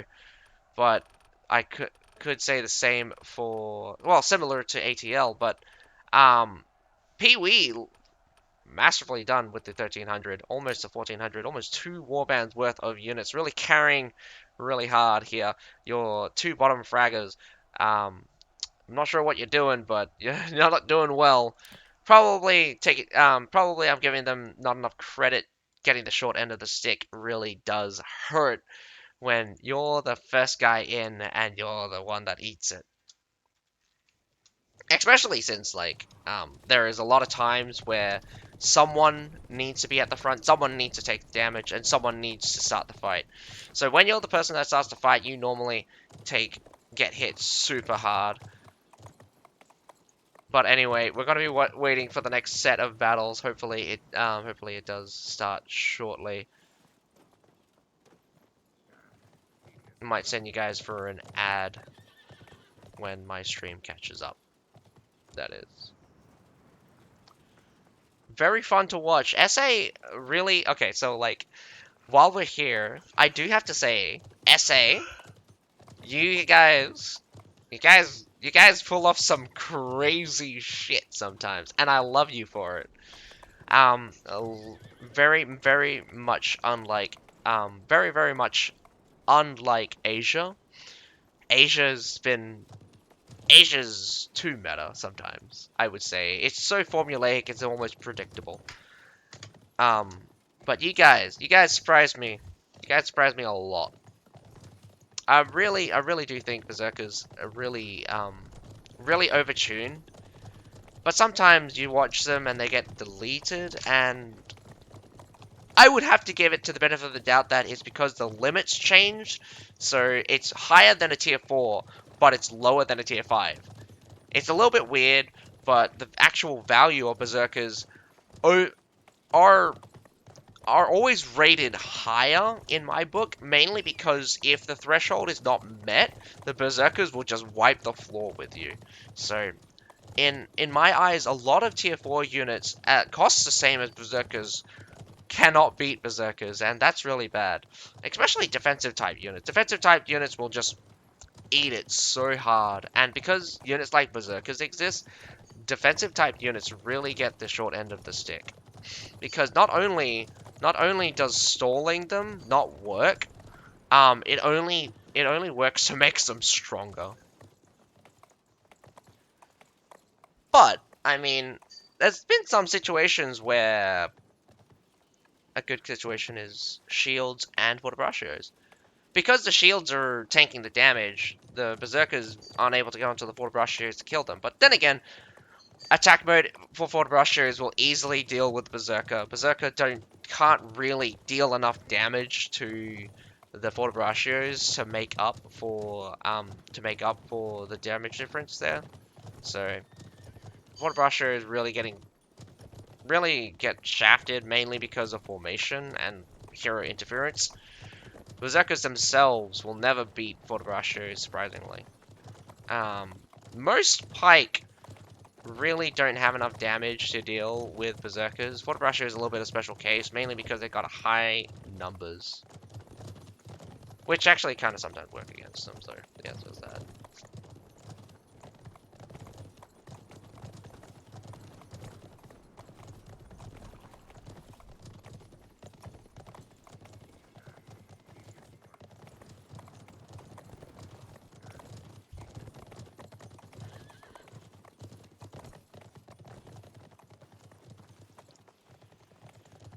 Hello, my honey. Hello, my lady. Hello, my rectum girl. Oh, we're running at full speed for those first two. Right now, we're a little bit on the calm side. So, that is fine. Alright. I think we're just going to be right back. If something changes, if something does change, I'll pop back up. But it looks like we're going to be sitting for a little bit, so we might be seeing the next set of battles starting at 10 o'clock. Again, everything being shifted back an hour really is kind of a pain in the ass, but that's what it's like sometimes sometimes that's what it's like. Hopefully all of the teams stay around to have all of the battles today. Whether or not they speed it up, we'll see in a minute. But other than that, I will catch you guys for the next battle fairly shortly. But if my assumption is correct, the next battle will start in 25 minutes. But other than that, be right back.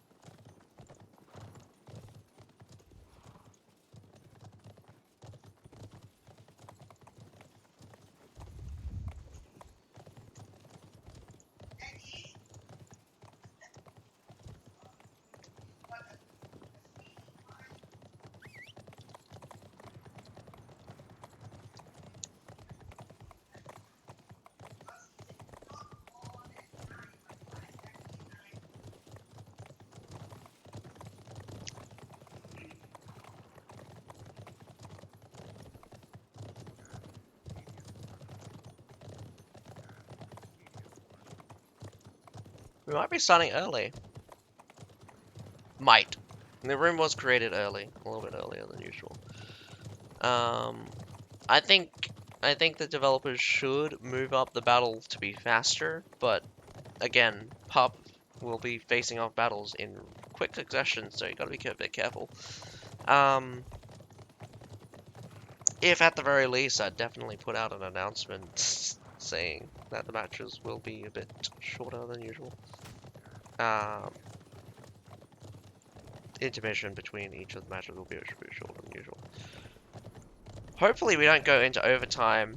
I remember one of the first tournaments where, what was it? They allocated, what was it? They allocated an hour and a half for 2 battles. I mean, for a battle of 3. So, the worst thing is that it's hard to tell whether or not you will go down to a field battle. And on occasions, you don't. But there was this one time in the tournament where every single match, back to back, was going down to a field battle. So we actually went overtime by an hour.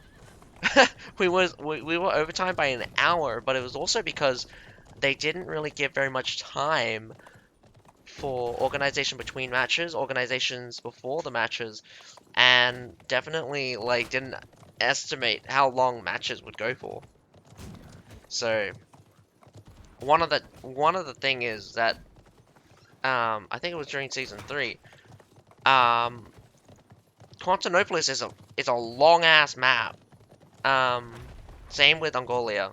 I think Constantinopolis and Angolia are both tied for the longest duration you can possibly get, and it's something like I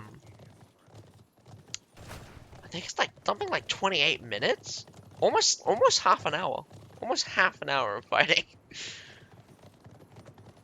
Like even Sun City only racks in around about I think it's like um yeah, I think even Sun City only gets up to roughly 21 or 24 minutes. I forget exactly how long, but um Harbor City is one of the shorter maps, but one of the larger maps in fact. Or maybe it just seems large because the front section is just very large and the back section just seems very large. The positions of fighting is much longer, so you have a long ass time to get places. Sun City is very fun, I would say. Um, it's a little bit of hit and a miss, but because of Harbor City's simplicity, it really shows the variety you can get when people are just fighting out with no safety net. And what I mean by safety net is the supply point. But at the same time, it's just like everything revolves around the supply point. The attackers can only go to supply point from supply points. The defenders, same, can defend the supply points. So sometimes I wish they would create a hardcore map where the supply points they have one supply point and you move from that supply point all the way to the front. And it would be attrition. It would be super attrition. This would give value to units like Alchemists. But because of the almost instantaneous oh, looks like we are starting early. Instantaneous battles. Gonna be racking up straight.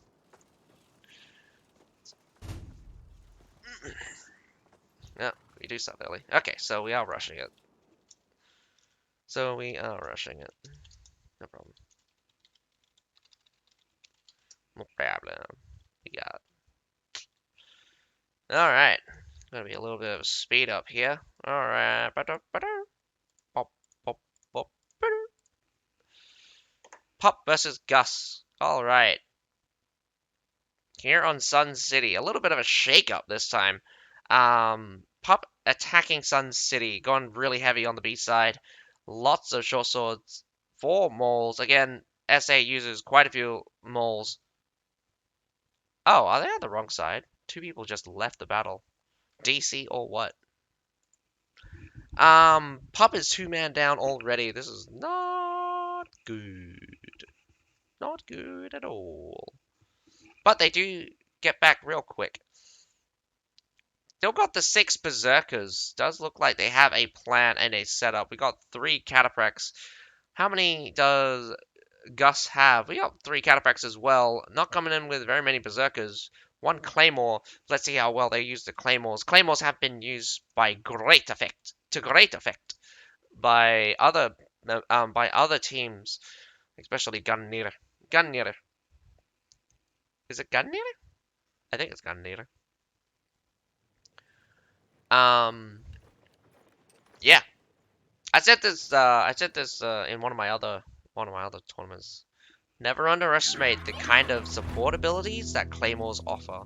One of the things that I think people keep forgetting is that claymore is a half unit. It's a half support unit, half berserker type unit. Well, I mean, it's a shock trooper for sure. It's like 100% shock trooper type. You want to get in, and you don't want. You want to get in, and you want to get out. And they're really cool as well. Like, design-wise, they're kind of like a mini Iron Reaper. I say mini Iron Reaper. Whoa, that Treb. Like, you are safe from most of the Trebs, but I think a couple of them do get in. Yeah, those on the backside. Although you are lucky, no, not a single Treb would have made it. Honestly, I would put them here on the side of the stairs. This section of the stairs, because they'll either hit shallow or go over high. You'll never hit directly on them because it's impossible. Or unless it comes at the perfect angle and it hits them directly. That's just unlucky. The chances of that actually happening is super low. But yeah, what I was saying, claymores. One of the few units that have naturally high, that naturally has basic attacks that hit multiple units. So, as far as I can tell, heroes have, heroes besides range heroes, so range heroes projectiles only hit 1 person at a time. But as far as I know, every single melee hero has no hit limit, so they can hit as many units as possible. I think it maxes out. But heroes have a damage. Sorry, but heroes have a damage modifier. So every time they hit an extra unit, they deal less damage. Here, units are a little bit different. They don't actually have a modifier which restricts the amount of damage they can do to multiple units. Claymores, Iron Reapers, Royal Janissaries, also similar unit that have hit limits, but Royal Janissary is actually a little bit different. They actually have a hit limit of 1, but they have abilities which comes in with a higher hit limit. I've never been really sure how high the hit limit is for their abilities, but it's either uncapped or very high. I think a standard 3 might have been used. 3 is normally quite a bit standard for a lot of things. It's the same with Iron Reapers and Claymores. Claymores and Iron Reapers both hit 3 units by default, so never underestimate how much damage a Claymore could actually do, because hitting up to 3 units kind of crazy.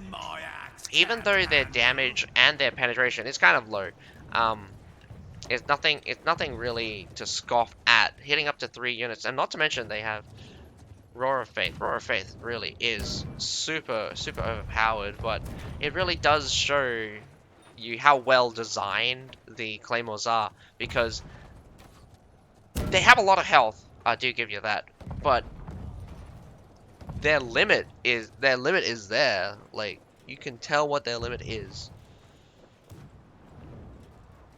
Also, they don't have the CC protection that some of the other units do.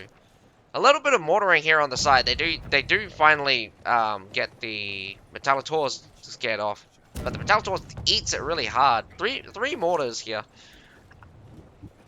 Gus is doing super well at destroying the siege towers. I don't think, yeah, none of the siege towers have made it to the wall. They've destroyed both of the front gates. Pumpit not going in with a super aggressive style is kind of interesting. I mean, I would have went through the front gate by now. You're clocking in 5 minutes 30 to go, and not a single siege tower is up on the wall, and you're gonna take a good minute before the next before the siege tower even gets close. But it's also good. It's also good for the attackers to have the defenders waste the artillery. But it's a back and forth here.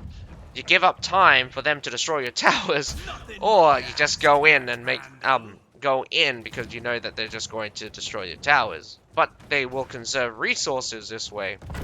So they've already deployed nearly all of their siege weapons, and this left-hand siege tower is about to go up, and a bit Pump is preempting on the preemptive side for this. Not in the position to stop them, but we've got some Nafan guards here. I did not catch that. The fact that Gus brought Nafan guards, one of the few units where I would be like, no matter what happens, as long as those guys are firing, Pump will not be able to push. But I also have to give the benefit of the doubt. Berserkers have shown that they don't give two shits if they get set on fire. Iron Reefers bug out. Spark Cavalry bug out. I think they've changed their name to Sparky now, but Royal Janissaries going in. Yeah, again, be careful. You gotta be careful about letting your guys go. This is really good for the muskets to just absolutely body the entire army just by throwing out the thing. And it's going to come down to the fact that the Trebs really need to hit on point. And, whoa, lots of abilities going out right now. Berserkers at the front, gonna carry the day. They just eat right through that Iron Reefer and pushing on forward. Imperial Pike March also pushes back. Oh man, those nicely done. Where are the Flamers though? Flamers comes in super late, worthless at this point. If they go up now, they just die. You don't want that to happen. But heavy infantry, look at that. Look at how many units just eats it there. Masterfully done by Pump. They're catching as many units as they possibly can. Gus is not in a good situation. I'm very surprised about that exchange. I think it's also going to be a bit worse off now because it's very interesting. It's like you're half-assing it, Gus. You were going to crunch them there on the siege tower, but you failed. So I'm really gonna have to question whether or not you really committed all your forces. You're giving up the supply point? Why? Man, in situations like these where I'm just like, what's your plan? Why are you doing this? Don't tell me you're gonna retreat all the way to base. I can understand that a lot of your guys died, but I don't think it's a smart move to give up the supply point like this, because they were getting A and B, and it will be a bit of a while. A and B gives you 3 minutes, so you're clocking in some extra time here.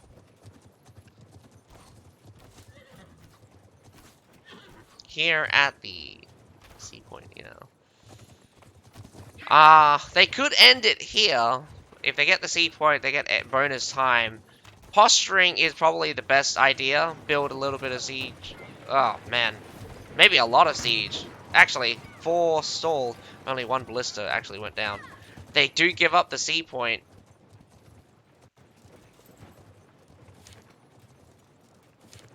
This could be interesting because all the setups, Pump is just raring to go. They're skirmishing very well. They're trying to slow down. They're trying to wound as much as possible. The small bits. People's got to remember that the small bits of damage they do to the unit means damage that is going to accumulate. And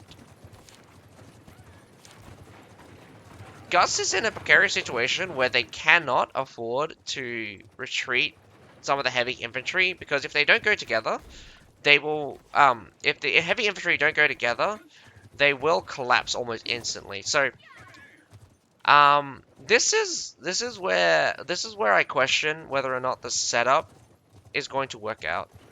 Because one thing that I always know is mass, all of the units stacking up on each other, works. It's simple, and it's strong. It's effective. It's super effective. Now, there's very few units that take advantage of hyperdensity, or countering hyperdensity, that I'll explain. A simple answer to hyperdensity. It was a term used for a different game I played called Vermintide. Hyperdensity is referred to when a lot of units stack up on each other, and one of the problems with hyperdensity is that because all of the units stack up on top of each other, it's hard.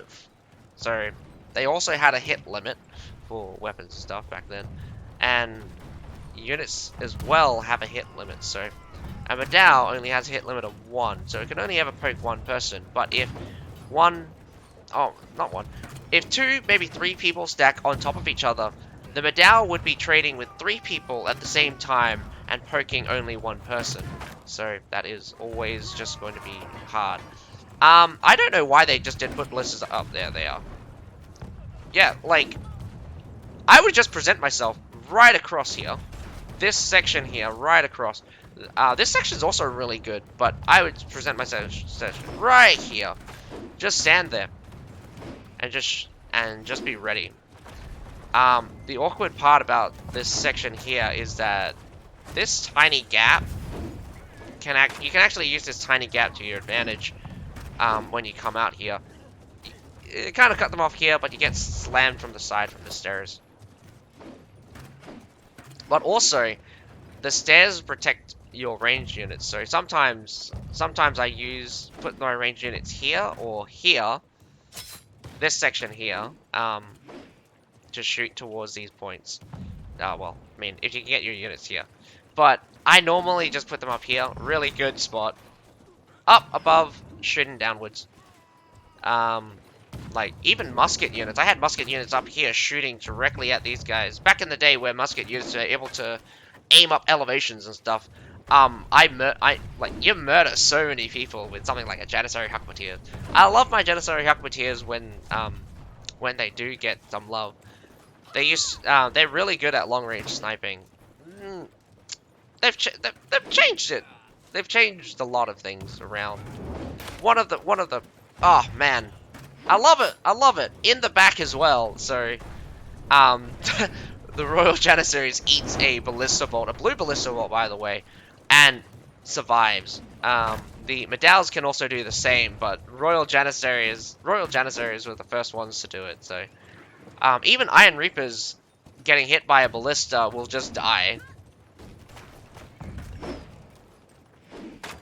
And this has to do with the fact that ballistas do siege damage. They don't do piercing damage. Pup just goes in. Lots of damage already happened to a lot of skirmishing, but here is the problem. Already masked up. Bad angles coming in from the defenders. Trebs themselves! That's very unfortunate, but the Treb does work out. The north side kind of got to break down because of failure. Awkward that the Cataphracts almost got through there. Lots of Cataphracts just melting away. Oh, north section is open, so they did make it through, but now it's on the reverse side. Imperial Pike March and on. Well done. Imperial Pike March clears up quite a bit of Iron Reapers and such. But here is another question. Will they carry on the day against the Medals? Normally, you don't really be able to fight the Medals one-to-one with tier 4s. Trebs directly on top of that Imperial Pike. Cataphract's making an absolute mess of the. Take that back. That is the attacker's Cataphracts. What am I colorblind? Surprisingly, the infantry just gets cleared up almost instantly, even though a double charge comes through and hits basically nothing. I think they're a bit early. The double charge would have worked out now if they came in now, but Royal Janissary is out. Ooh, nice! It's a bit of a spread. They use disperse formation, and Royal Janissaries don't exactly have a large attack range when they're in disperse formation. Point blank charge here. Berserkers. Ooh, Berserkers are out on the field. Gonna be the exact time where they're gonna be the most valuable. Well, I say most valuable. They're always valuable. They're valuable, but it's just like their value exponentially increases when the quality of the unit goes down. Iron Reapers clears up the last remaining modal that I see, so unit quality is dropping like crazy for the defenders. 2 minutes to go though. If they could manage to clear off just a little bit of the section here, if they could clear off a little bit of the mass, it would work out super well. But a Cataphract in behind them, and another Cataphract gonna come up behind them, gonna clear them right off.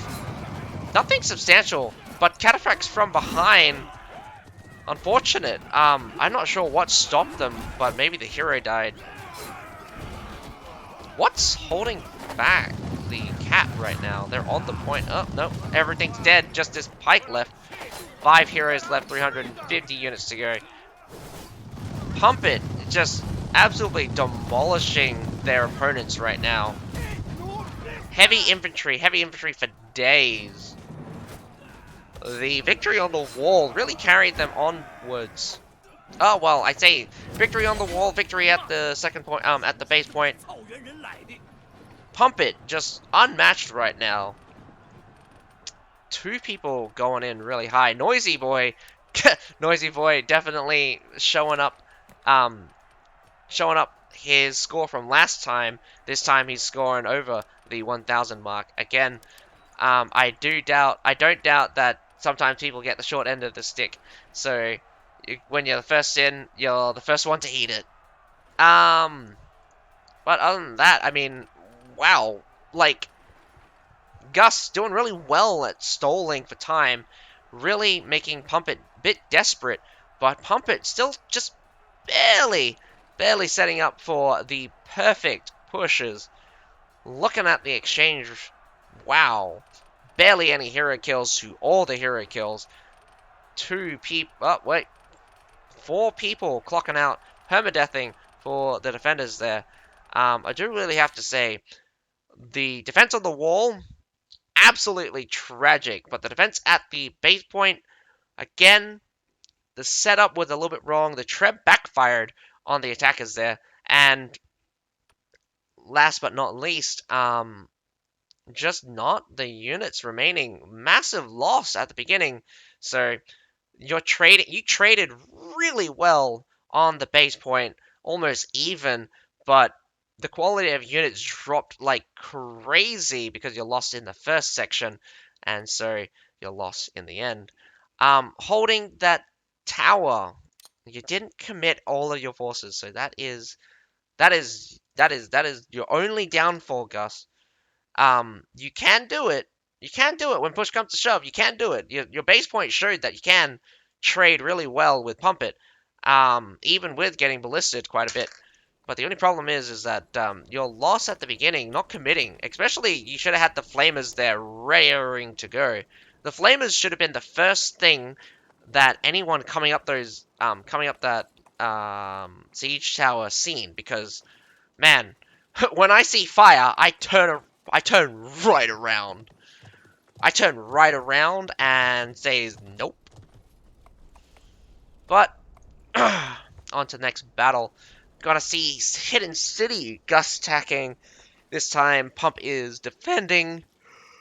And a little bit of a backlog. I thank you for the follow. Black Death. That Sal 80-20.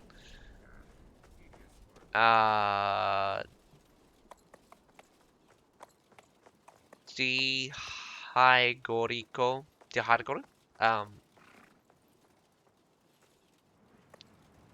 Digoriko? I'm gonna call you Goriko. Much easier today. Urabe Docs and Urabe Docs. Thanks for the follow. A little bit of a backlog. But, man. I see Pump here giving out the "you are too weak."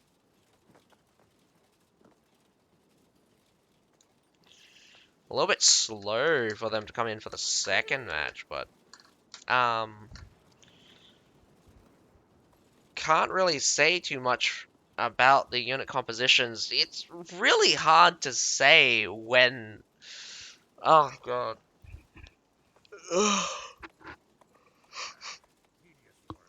Medal's really great in situations where you can brace, but Iron Reapers charging gets dead. Royal Janissaries though walks up to your medalls and just cleaves right through it. And it's not even a joke how scary it is to watch a Royal Janissary just walk up to your medal and just watch your entire medal just disappear. It's easier to fight off an Iron Reaper than it is a Royal Janissary. And I love that dynamic. I love that dynamic because it shows that medal it shows kind of like a trinity. But it's also good to note that Royal Janissaries go toe-to-toe with Iron Reapers. Iron Reapers can charge directly at Royal Janissaries, and it might be a 50-50. You might lose half your Royal Janissaries, but you'll lose all of your Iron Reapers. And this is one of the thing about power creep is it's I think it's fine for the fact that Royal Janissaries beat out the Medals, but at the same time, it's just like beating out also Iron Reapers, which should be an even heavier or more heavier armored counterpart. But that's the thing, though. If you don't know, Royal Janissaries have 20% damage resistance plus 28% damage resistance. So it's just like, is it multiplicative? Is it stacking? If it's stacking, that's 46% damage resistance. Iron Reapers only get something like 25%, 17% from their passive, and 9% from a veterancy line. And it's always a bit scary. I don't know what's happening right now, but like maybe they've gone for a break. No idea. I always think I always think the game balance is always out of whack.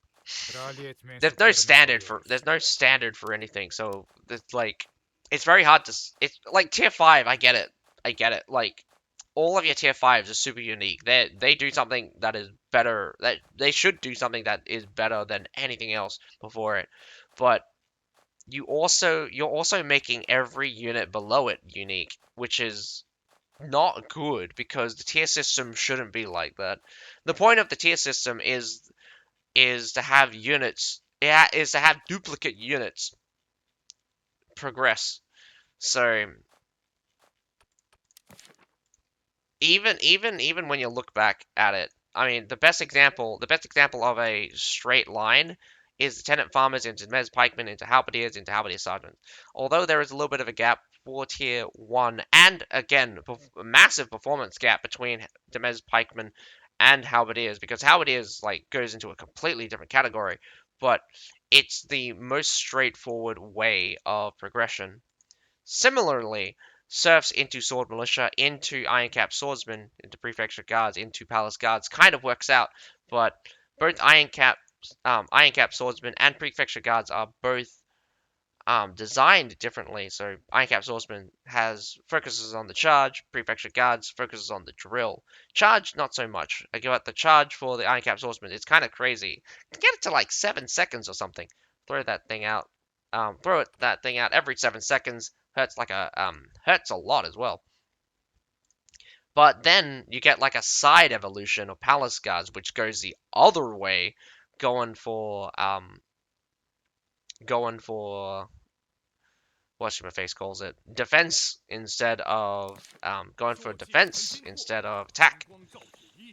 So you get a sense of progression when you're looking at those units. Oh, but maybe a better set of units is literally just spear. It's just literally the spearman line.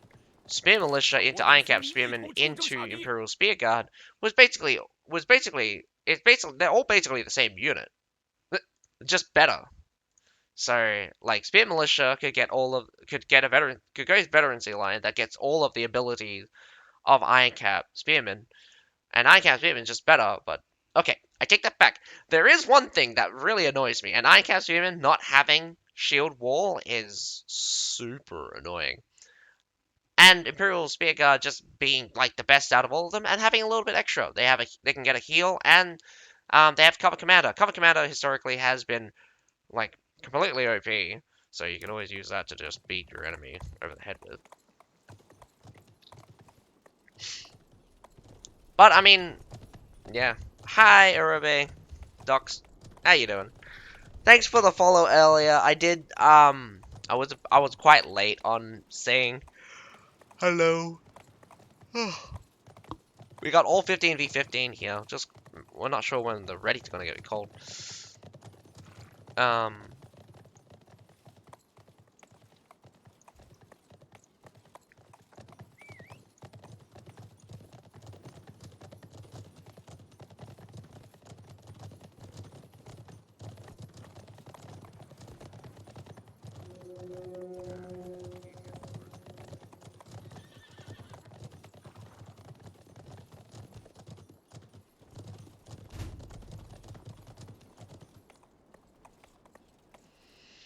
And here we go. Second battle between Pop versus Gus here. Pop definitely looking to be the favorite. They're literally just blasting right through both of these guys. So, I think if I think at this rate, Pop's just going to win. Yeah, Pop's just going to win. They've already beaten ATL 2-0, so unless ATL beats them 2-0 next time, Pop's gonna win. And they're looking to win for this one. Gus is gonna have to kind of pick up the attack here. So, what are we looking at? Still, dropping the berserkers. Well, they got the claymores though. We got 2 berserkers out for Gus. Interesting that they still have a lot of Iron Reapers out. But looking at it, we got 2 Metallators for the Pup. No Flamers this time. Wait, no. Flamers are still there. I did not see the Flamers, see if they made any value there. Lots of cavalry. Lord W, what are you doing? Got Winged Hussars and Cataprax out. I rarely see a double cavalry pick for players of the South America division, and this will be probably the first time. Well, no, it's not the first time, but my goodness, like, are you that confident in your cavalry? There's a lot of cavalry coming up from Gus, but you still have to take the wall first. And I'm gonna give you this. Pop is really good at infantry. What makes you think you can take the wall easily? Or maybe that's not the point. Maybe you're trying to get the supply point on the inside. Not a single person has tried to get the supply point on the inside as the first plan of action. I would. Get that supply point on the inside. Challenge Pup on the ground. Pup doesn't take that challenge, you're going to have to take them on the wall. I would engage my cavalry early this way. Because... oh my god, that's scary. That is 3 medals, 2 Imperial Pikemen. Not braced for one of them, very strangely. There we go. Yeah, that's very strange that they weren't braced. They were in formation, but they were just standing there. longbows from Haiti. Longbows from Miz. Very interesting to see some longbows out on the field. Also, get up on that siege tower. Why are you down here? Kicking some towers, throwing up some serfs. Gonna go for a little bit of distraction. I don't know what you're aiming at. Oh wait, no. Aiming at the supply point. I would aim at this obvious cauldron. Yep. And a waste of a trip. Man, you guys are not on the same page. What you doing? Right hand side siege tower goes down. Pretty standard start. Middle side siege tower might go down. Well, probably will go down. Yeah, there it goes. Left hand siege tower will go down. Probably one more shot from something. Anything. From far away. Pee-wee. Boom! Something else destroyed it. Was that a musket bomb?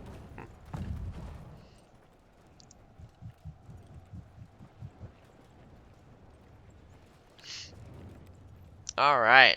I mean, I do have to say, both teams are kind of scared of, like, cavalry just rushing through. But at the same time, I'm just like, SA is not really good at cavalry. So, you really shouldn't expect cavalry too much. Boop, beep, boop. It's literally just faster to just have something up like a berserker, just smack it. Oh my god, they actually managed to get a couple of kills there.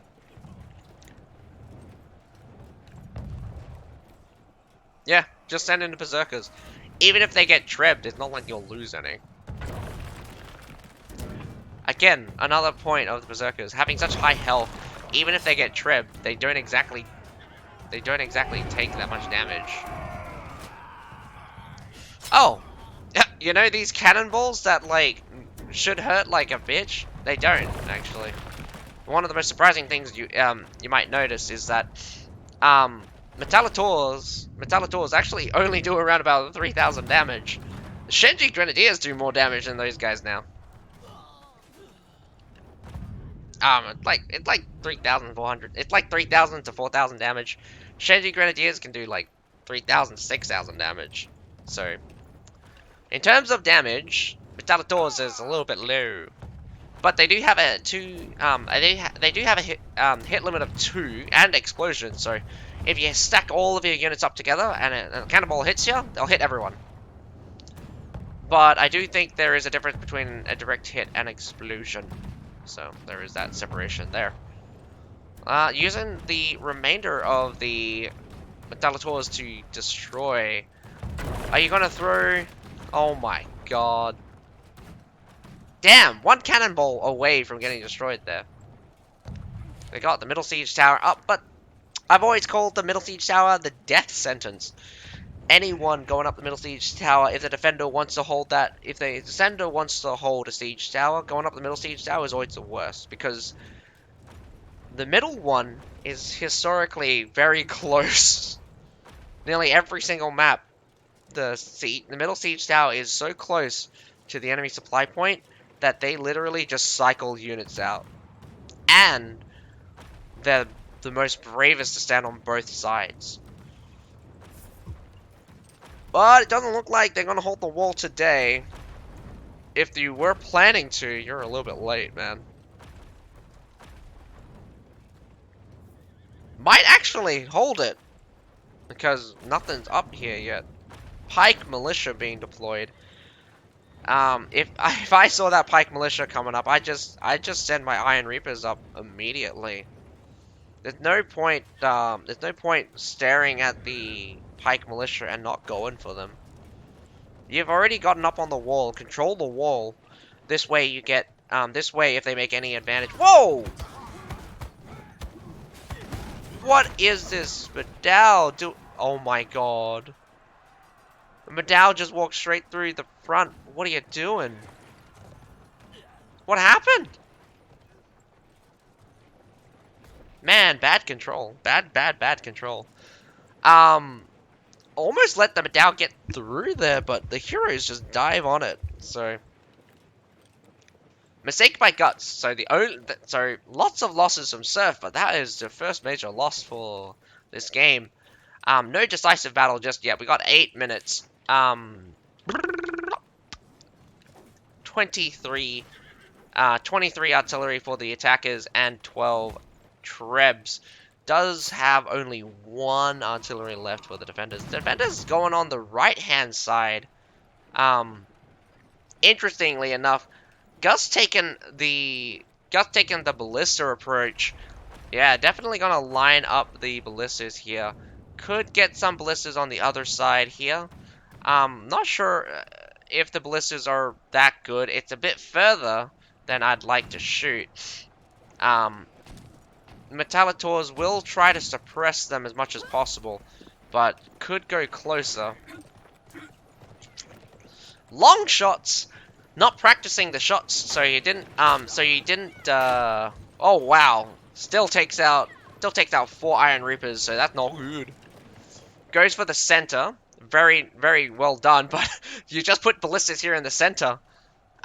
This is why it's very difficult when you're getting shot like this. Oh, getting counter-fired by the Shenji. Actually hit him. I mean, I've been tertialed before before, like standing here, and you are still getting shot, which is always surprising. You pop your head out for a second, get shot. I think they do take the right-hand side. I'm surprised. Like, they have all of the artillery in the world. Why no ballistas here at the front section? I would put ballistas here in the front section. Through the door. Even through the door. Like, that's free kills. That's free kills. And you have 16 artillery left. Why you need to be stingy? It's not like they're being threatened or anything. You're not pressed for time either. The engagement you could literally start the engagement at 4 minutes, and the enemy would be down so many units. What's important here is because they don't have artillery, it's very important that these Metallators stay alive. Those Metallators will carry the day. Pup only having 17 Metallators really does put them at a disadvantage. But overusage of the cavalry and overusage of the range units could come back to backfire, because flamers are really good to stop pushes, but they're not really good to do pushes. So one of the most important thing is that if you're waiting on the flamers to do all the damage, the flamers will just not be able to get in position in time to deal enough damage to burn down the front line. You're most likely just going to end up with a situation where you have your front line get burnt up. Iron Reapers just go straight in! Cleaves that first section. The battle has started, but it's not going to be a squeeze like I thought it would be. Interestingly enough, the flamers get dived on. Really need to focus in on that range pile right here. Winning the front section super hard. Both sides have flamers. Cavalry in the back.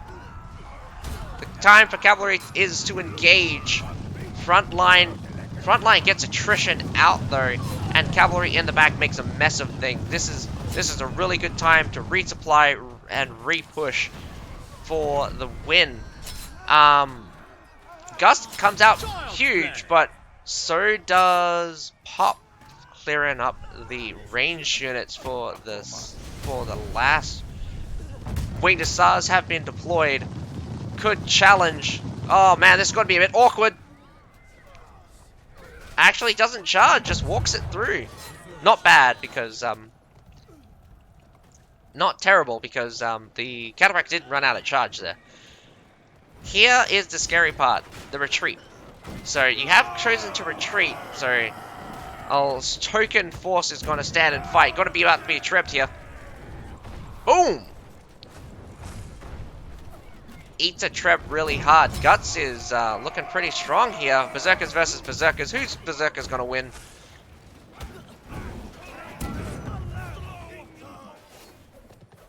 what you want to do as berserkers is actually to wait.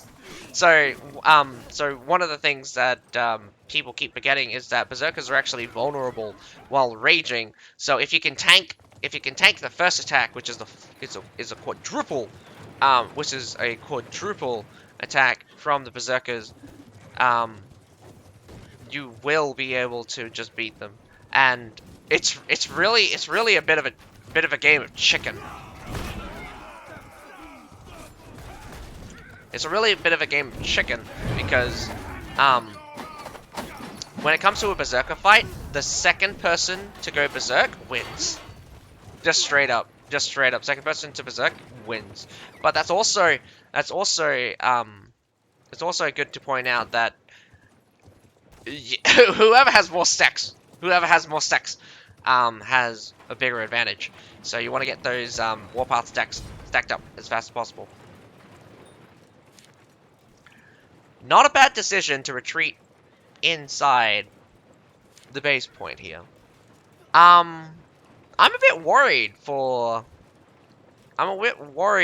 Pump here because I think the exchanges ended up worse for Pump than it did for Gus.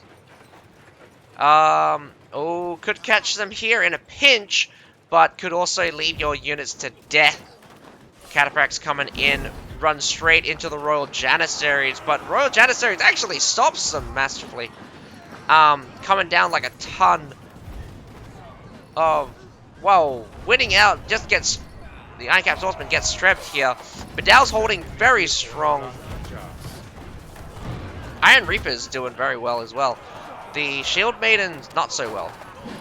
Oh, but the Cataphracts tries for a charge, does make it right around through, and the collapse of the central line is shown. Look how that cavalry going through all of those Vidals led to victory. Winged Hussars coming through! Oh my god! They got slowed down so massively there. That's very unfortunate. This will lead to a tidal wave victory for Gus, maybe. But the kills on both sides is a bit mounting. Here comes another charge. Kublai could eat it here. Doesn't die, but surprising, actually. Royal Janissaries are still doing their best. Still will chop through. Most of them are still alive. Here comes a mass pile. I think the Claymores here could have cleaned up the Royal Janissaries if they wanted to. The only problem is that timing. If the Vidals engaged first, then followed by the Royal Janissary, they could have easily got victory there. Alrighty, but I'm gonna have to say that Gus is probably looking worse for wears in terms of units, but right now they're the only ones with units out. It's going to be a bit of a rush for Pup to hold. Down one by one they go. The Vidals will be the strongest thing out on the field right now. Man, the leftover Claymores and Vidals would be very important here. Surprising you couldn't brace them here on point. Would have been way better to have them braced on point. At least they would take less damage. But Surf Army versus Surf Army, we have Flamers come out. Only a couple. I think only 2 of them exist. They will gain a massive advantage with range out on the field. A little bit of range goes a long way. My goodness. Throwing in the Pike Militia just in attack mode. Not even in brace, where they would be the best. Got the Vidals here at the rear, slowly getting attrition down. Does look like Pup has the advantage in units. Claymore's being deployed. Only 90 units left. This is the most funniest part. Where both teams are down to serfs, and it's actually to the fault of Gus to waste their serf units so early on. I am wrecking my voice right now. I need to go lower instead of higher. But yeah, the fact that Gus used their surf units to try to push the wall actually backfired. they have no units right now, and the serfs will definitely carry the day. They will stall out the with more mass, just more mass in general. Um, the serfs coming out from Pup will definitely just win, as some more village watchmen even appears. But the claymores here will probably be the thing that changes any, gives them any kind of advantage. But the problem is that they could um, outmatched, I would say. Outmatched right now. The sheer number of serfs left for the defenders is too high. As even looking at this, it was trading almost half. Sorry, 1.5 to 1 here. Maybe because of the claymores, but the heroes from Gus also doing a massive impact. Finally dying one by one, getting chased out from the base point without a chance to grab it. Good job, Pup, holding the defense, but you're looking pretty worse for wears there. I thought it would be a more convincing win, but it also goes to show you should never underestimate your opponent. Gus doing very well with several strategies. I do think they could have done the ballista strategy much better. Getting those ballistas in the front section would have caused Pup to double think their positioning and probably push them right off of B in its entirety. So, again, ballista section could have been done better. The the exchange was almost dead even. But again, like Pup coming up a little bit lower, I think. So they did a massive pickup in the second section. So, actually no, they come out on top in the first section, all of the sections, but surprisingly,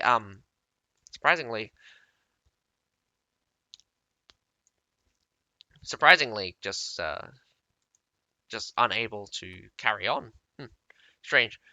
Uh, I I think something must have happened that caused the this to. Oh, maybe it's because of the berserkers. Higher number of berserkers normally does skew the kill count a little bit. Berserkers are only an 8-man unit, while most other units are around about at least 16, so twice the size. Well done to two players from Gus heading over that 1,000 mark. Also, well done to a couple of the other guys. We've got 2 people going over 700. Only one person going over 1,000 for Pup, but Pup also scoring super high for a couple of guys and getting up to 5 people over the 700 mark. Kept picking up tons of those kills. Couple of you guys also scoring a bit low, but the rest of you scoring above 350, so that's really good. So performance both sides did really well, coming down to the wire, I would say. Mostly just the surf units. So Gus coming in with less surf units because they wasted a couple of, well, I say wasted, but they used the surf units at the beginning. So it is battles like these where it comes down to the wire is the time where you need your serfs, because as you can see, lots of serfs out for the defenders, able to cushion the serfs and the heroes from the attacking team. But nonetheless, well done, well done, well done. We should get a final battle between ATL and Gus, so gotta see if that has been opened up. Hopefully it hasn't started without me. But while we wait for that, I will put you on Be Right Back, and I'll catch you guys in a few. So we'll be watching the Gus versus ATL for the final match of today. It has been a long day. We've had an hour's pushback, and the matches are going super fast. Very exciting to watch. It's very interesting to watch as well. Much different from Asia Division, which really doesn't get too many surprises. But nonetheless, I do love watching the tournaments. These players show me new things. These players show me the limits of the units and the skill of a player. So hopefully you guys continue to do so, and I continue to watch and comment on how you guys are good and how other people should be seeing this, because I myself do underestimate some of the units, and some of the units you are picking out are very interesting. Claymores, again, underestimated units, underutilized. Definitely a force to contend with. But be right back.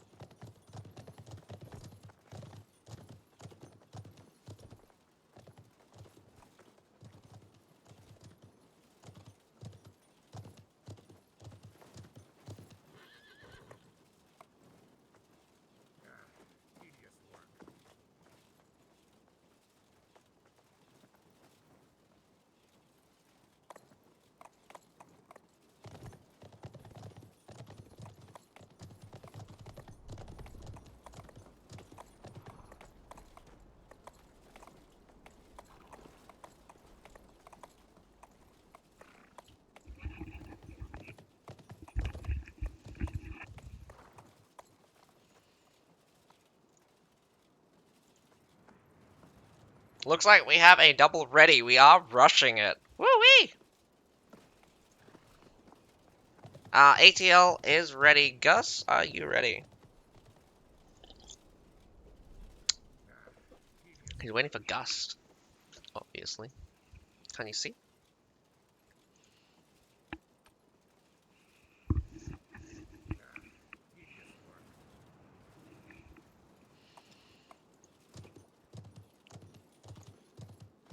One moment. Alright, just watching.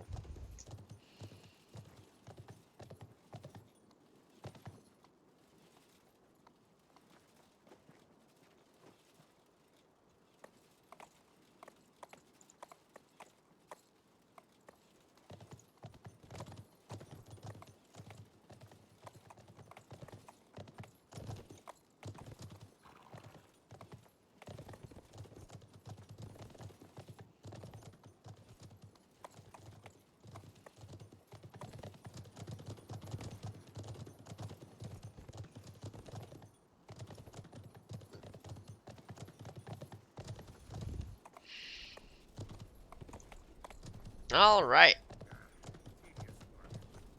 Does look like ready from Lord W. And here we go. ATL versus Gust. Pup absolutely demolishing both of these with a 2-0 score streak. But now we get to see these two people fight it off back to back in a double. Also, thanks for the follow, Charlie. Charlie.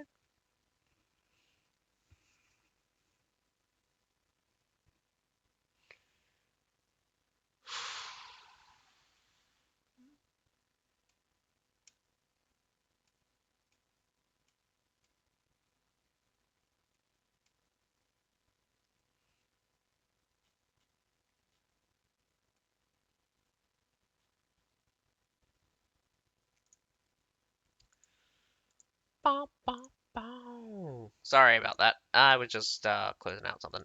But anyway, looking at the number of Zerkers coming out from ATL. ATL just going with all the Zerkers in the world. Going to be fascinating to see if Gus can actually withstand this many Berserkers, because by the looks of it, there's 13 Berserkers coming out. A little bit less, actually. Some people just switched out from them. Um, 3 Cataphracts, though. 3 Cataphracts, 2 Cataphracts for the attackers. ATL with 1 Keshig. So, I'm really wondering why people bring Keshig nowadays. Mainly because, like, I mean, Keshig can be good. I'm not saying it's bad. Just the cost effectiveness just has shown itself just not to be at the levels it used to be. So I'd say the one of the main reasons why Keshigs was so strong previously was because of their larger attack range. The attack range being nerfed by almost 1/5 had a much larger effect than I expected, but also unable to go through block. Not that any of these units have block. Um, really does change up your perception of the unit. Keshig can be effective, so don't get me wrong. But nothing like a good old cavalry charge just to blast through everything.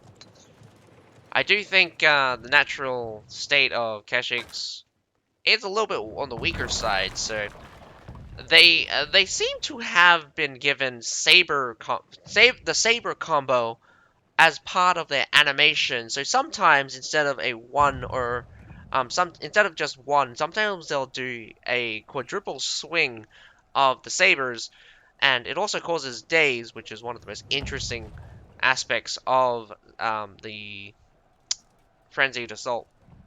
I think it's called frenzy assault. I think it would be better to call it saber combo.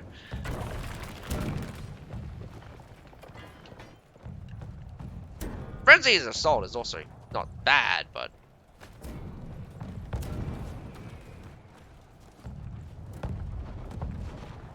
call it the saber combo, mainly because it's more descriptive that way.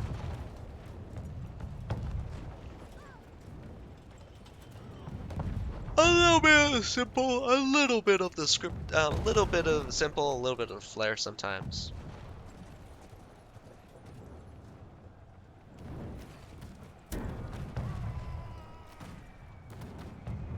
Interesting that they spotted that one.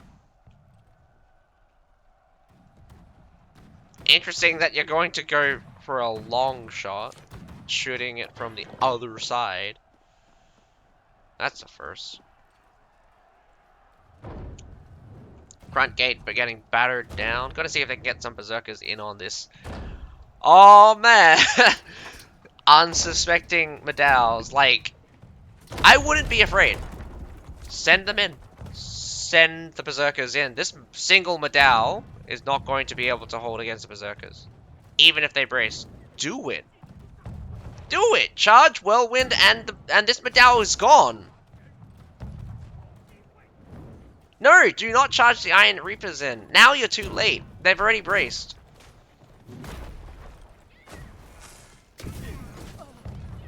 You're... Damn it, too late. You waited too long. You could have eaten this Medal before anyone noticed. But you're too afraid. You're holding back. ATL, you did this. You did this. RNG did this to you. They held back the berserkers. That berserker could have easily cleared up that Badao. No problem. No problem at all. Charge, whirlwind. They hit you a couple of times, you go berserk. The only problem is whether or not they use lethal march. You just smack them when they look like they're gonna do something strong. Get those berserkers in. Medaos pile up a little bit. Hit them with the good old CC. Berserkers continue on and it eats them up. Royal Janissaries, you gotta be careful. They have a large attack range when you have it in Crescent Moon or Circle formation. Forget what the. All right, walking all the way through. They actually get baited here. Massive bait. Do it. Kill this Medal. Kill this fool. They why? You're literally staring each other down.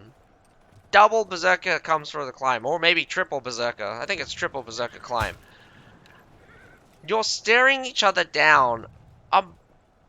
You want them to stay here, but you don't engage. And I'm like... There were multiple times where you could have picked up free. Absolutely free. You have to... Oh my god. Why? Okay, so you will lose this. You will lose this because Iron Reapers will win. Or they get distracted and get cleaved on the other side. I think you killed more of your Iron Reapers than you did for their Royal Janissaries. Then again, you would have lost the Royal Janissaries anyway. Here, you're outnumbered. You'll just get eaten up. So, Berserkers win. I mean, Berserkers would win anyway. Downstairs, man! If it wasn't for the Flamers, I would have no fear at all. But the Iron Reapers coming up is going to be terrifying. The Royal Janissary is weirdly retreating. Again, Berserker's not going in together. It's the worst thing. Just go in together. Go, go, go, go, go. Iron Reapers winning. Why are you retreating? That is a perfect, excellent spot. You, damn it! ATL. You got two Medals coming up behind you. Push forward. Push forward. My goodness. Waste. Waste of a good opportunity. Those Medals will continue to come up. You kill everything in front of your path. There is no reason to stall. Stall your advance there. You were winning super well as well. Oh, man. The Medals, yeah, like, see, if you just had Medals here on the siege tower, those two Medals wouldn't, like, you didn't have to engage those two Medals. Just stand there, trap them, or trap near your own guys, and wait for them to approach. It's not like it's not like you're intercepting something fast. You're not intercepting something that's... Your Medals are hold type units. They're counter-offensive. The best usage is when you're sorry. The perfect situation Medals want to be is when someone's trying to attack them. When someone's trying to get in on them. They want people to attack the Medals because Medals are tough. They want people to attack them so they deal bonus damage. They want people to attack them to stack up so they can lethal march them, Medal order them, and brace. It's important to know what kind of units you're coming up against, to know what you plan to do. You want to stall out the enemy Medals. You could have done it two ways. You could have waited for them to pass the siege tower instead of going up on the siege tower. You could have waited up on the siege tower, You could have waited up on the wall, standing there, waiting for them to come to you. Because, like, I've beaten 2 medals to my 1 medal before. And the easiest way to do that is for them to push into you.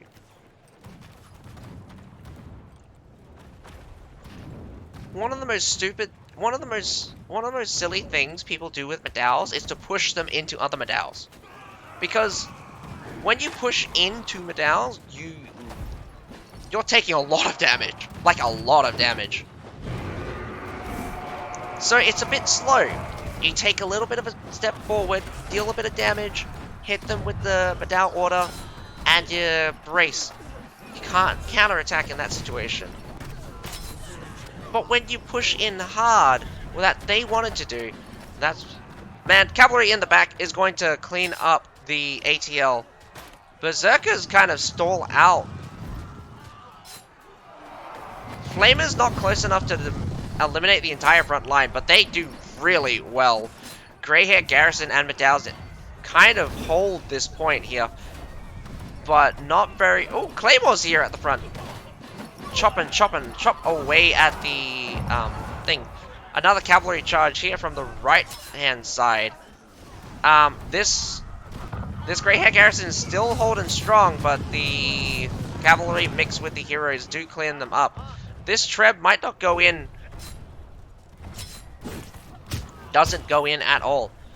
Massive losses here for ATL. Not terrible, I would say. Does a little bit of pick up both hand side, but I think it's because of the Flamers really carrying the front line here. I did think that the front line here was kind of in favor of the attackers, but the Flamers really holding that certain line, really holding them back. Now, the Keshiks here have got to just be careful not to get caught by heroes. One of the things that Keshiks really do not like is getting hit by heroes. They do not have daze resistance like the some of the other cavalry. Look, those 5 Demez pikemen literally just walked into the medallions and instantly disappear. Wow, that brace line is crazy. Not close enough to support the front line though. Ballistas are being deployed. It's really funny actually because of how many surf there are. I think ballistas are actually not the best. And berserkers here will really mess up the formation. They don't exactly take too much damage, but it's true damage that they get hit by, so even with damage resistance, they should slowly clock down. Now pushing on towards the base point, the Flamers get scared off. Coming down to basically nothing here for the defenders. Defenders don't have very many units out, but the attackers still got quite a bit. Alchemists out on the field as well. I know I give ATL a lot of crap, but wow, you lost how many Keshiks to Village Watchmen? I know I give ATL a lot of crap, but sometimes situations like these just work out in your favor. Nice catch. Well, I mean, like late on the withdrawal for GUS. Keshik's going in on this, but like you're at a disadvantage here. Better off having some berserkers kill off some surf units. In fact, if you had 2 sets of berserkers, if you have all your berserkers right now, you could just send them all in. Send all your berserkers in and you just win. You don't even need to do anything. The heroes wouldn't be able to stop the berserkers either. When the berserkers pile up too hard, it becomes super dangerous for heroes to even heroes to fight them.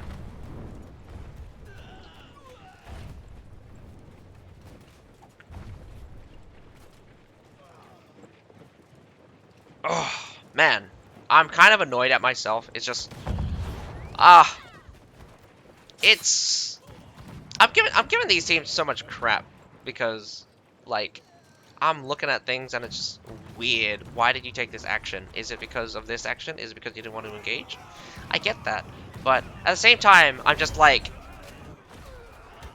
you could be so much more aggressive. Pick up a little bit here, pick up a little bit there, and sometimes just tempo. What was that? The pike that continued on much further than I thought it would, but my goodness, this scattered approach almost backfired. If you didn't have better quality units to carry the day, the grey hair garrison from the attackers really took a beating. There, I think 2 people dropped from that pike charge, and my voice is actually about to go if I'm not careful. But the Berserkers still going on strong. Got 3 minutes to go.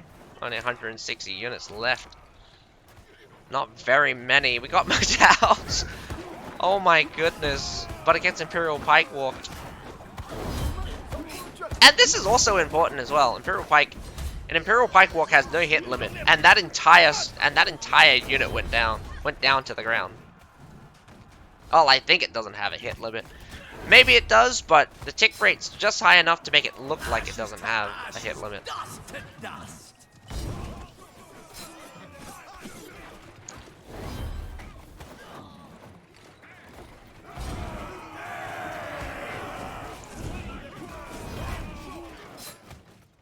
They're actually juggling this pretty well.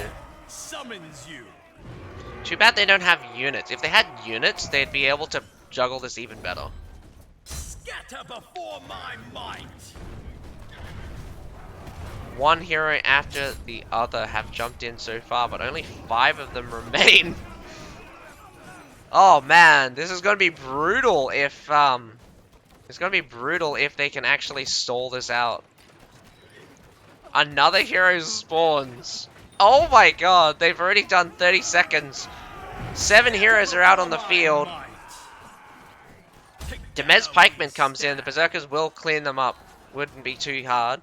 We've got some Village Watchmen coming here from the side. Berserkers, but it will distract the Modals for a little bit. Oh man, some of the heroes are already clocked out.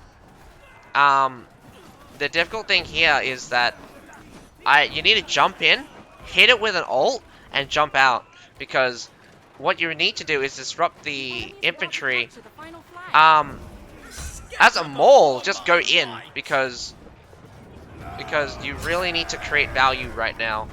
And my goodness, they're juggling this like no tomorrow right now.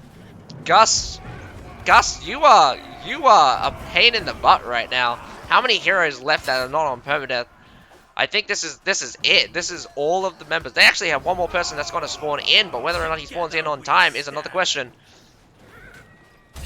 Oh my god, the pikes are doing good work. Short sword, get on point. They get pushed right off. Slam it. Boom. You need to kill a couple of things. It's best to start killing the surf units. Oh my god, there goes down the short sword. 28 seconds left. A lick of thing, and they got tossed off. Oh man. 2 minutes, man. I've seen longer stalls, but 2 minutes of that. They almost succeeded, and that's the impressive thing. They almost succeeded. A lot of mistakes from Gus, positional mistakes, and I would have to say that ATL, you didn't take advantage of everything, but again, like, Gus was kind of handing you things. So I've got to be a little. I'm a little bit harsh. I'm a little bit harsh for this battle, but well done to the 2 players getting above 1,000. Again, scoring above 1,000 is really good. 700 mark already puts you above most people. I'd say around about 3 Maybe 500 is kind of the average. If you get about 400, it is pretty good for a battle. But getting high scores for the defending team, got 1, 2, 3 players. Also scoring very high on average, so a lot of players are engaging, not relying on any one person to really perform. But gonna have to also say, anticipation really high, really well done. I mean, again, Gus, 2 minute hold there, 2 minutes of just flat out nothing but heroes. Well, I mean, there was a couple of surf units come in that couldn't really deal with the Medaus. Again, like, when you come into a situation like that, you need to go in, hit them with the big stuff, and then kind of stall for as long as you possibly can. Just running around and using up your stamina is always a good thing. Pulling them off point. When to counter that, it's really to flood the point with just troops. You have troops on all sides. You have roaming troops. You have troops that are stationary. So your best thing is to create a box. Create a box. Have troops roaming so that they are moving around. And of course, your heroes. Definitely, your heroes are the master catchers. Master catchers. So should also be careful. A poleaxe will definitely be one of the most terrifying things to have in that kind of situation. Pins you to the ground, pins you to death.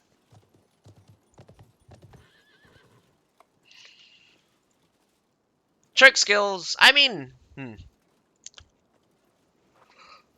rough justice and oh no, that mole at the end was really well done. The short sword could have survived for a couple of seconds. Although it was about 28 seconds, he would have died way before the 28 seconds were up. Catching the mole with the choke and taking him away from the thing. Very well done. I see a lot of moles do the stupid thing. Grab them, run them around them in circles, thinking that people can hit them. Unfortunately, moles run too fast. You can't really hit them. And yes, Urabe. ATL doing very well. Gus doesn't look to be very strong here against ATL either. Berserkers, whether or not they're working out, I think Berserkers are carrying a couple of the sections.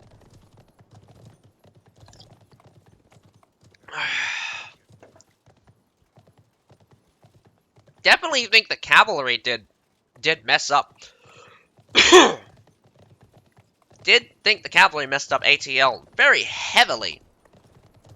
But I'm not sure what exactly happened in the aftermath.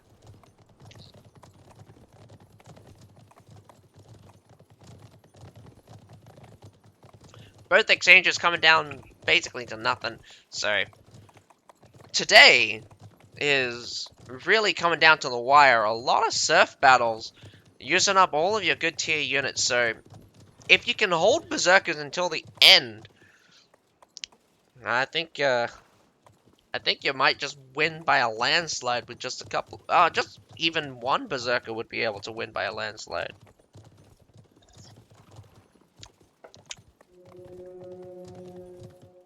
Are you kidding? Holy shit, someone left or DC'd.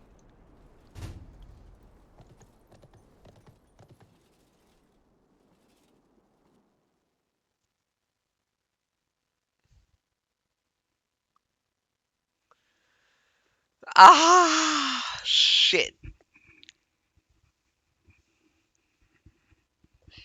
All right. Looks like oh, okay. So does look like the rematch was accepted. All right. So the rematch was accepted by the looks of it. OB004 did accept the rematch. So what happened there was that someone either left the thing or I'm not sure how to say.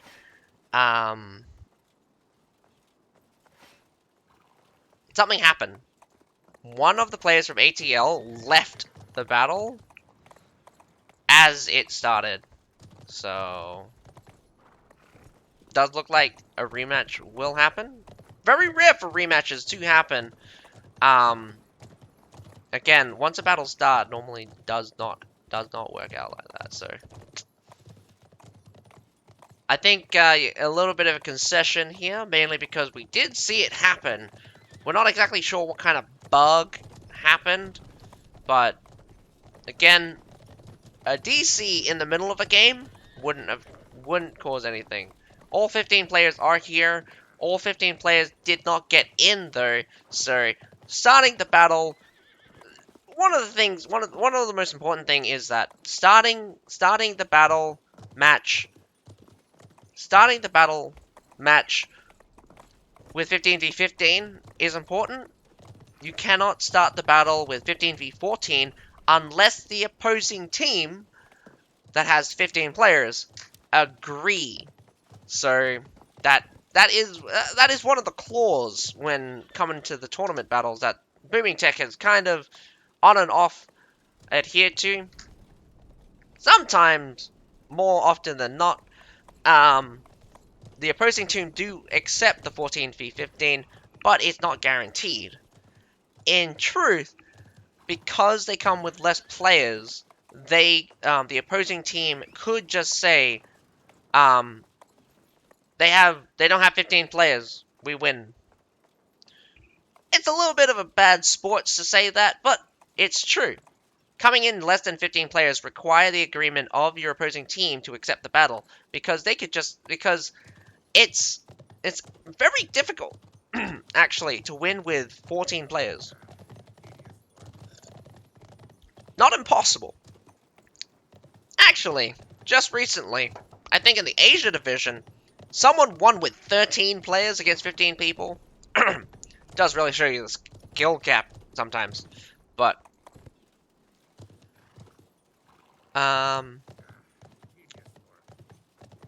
even if you have 15 players and you have a massive advantage, don't be overconfident, because sometimes even a smaller number of players play differently than when there's 15v15, because again, like, you'll be very surprised.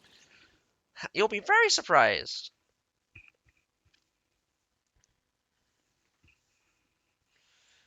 Also, on the defense, defending with less players is possible. I say possible, but like, defender advantage exists. Whether or not they're able to take advantage of it is another point. The attackers have certain positions or certain key stages of the battle which they can go for. Lots of royal janissaries out here. Honestly, I'm surprised. I'm surprised. Not a single Sally out. I've been asking for a Sally. I've been asking for a Sally this entire time, and no, I don't get it. Poo. Double Imperial Spear Guard. It's interesting to see these guys out on the field, mainly because they kind of go out of fashion with nearly every single tier 5 unit being able to just deal with it. I mean, Iron Reaper's Flail, just ignore it. Medal's Lethal March and Medal Order, just ignore it. Royal Janissaries, lots of damage. They'll take a little bit, but one good chop, good swipe, bam, down goes your shield. Takes a while though, but it's not impossible to deal. Not impossible to deal with shields in a quick manner.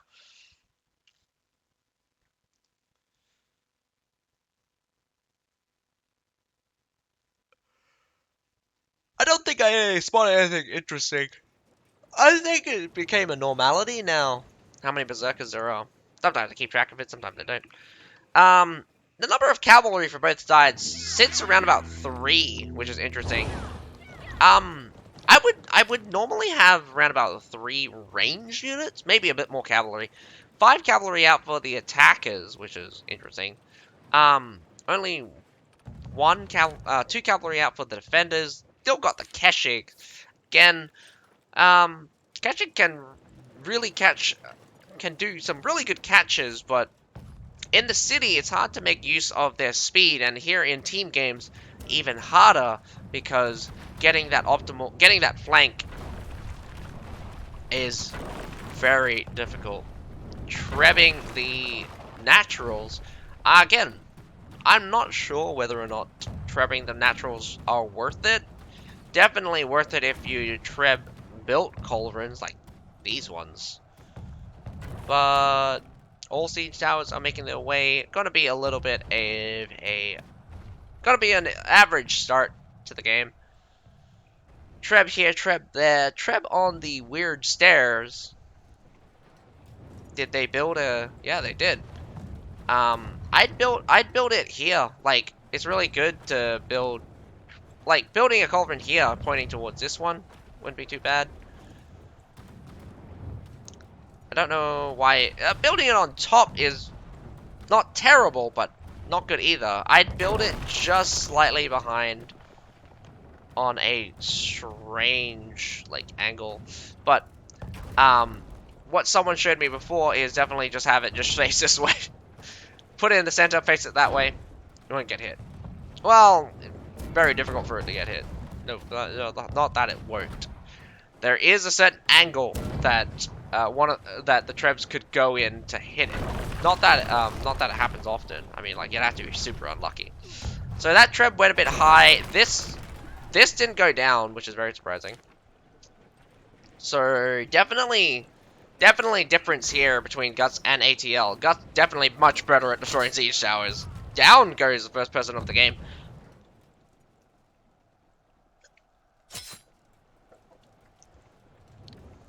Getting trapped in the back here. Very interesting. Throwing up some surf units. Gut takes the wall. ATL retreats back into the city. So, let's see what happens. This is where I would set up at the bottom of the stairs. You don't really have very much to fear in terms of range normally from team games, but maybe you want to take advantage of those Metallators. Have those Metallators, again, at the back. Have your infantry here at the front. Cavalry kind of sitting at the far back. This way, when they come in, they get full charge. But you give them a lot of space. This main road, definitely dangerous. Get some ballistas in this corner, and you're definitely asking for a world of hurt. I'm surprised that, whoa, get some protection up here. Gonna have some Metallators shoot into this corner. Very, very good. Maybe have Metallators on both sides shooting into the corners. Right hand side get given up for free yet again.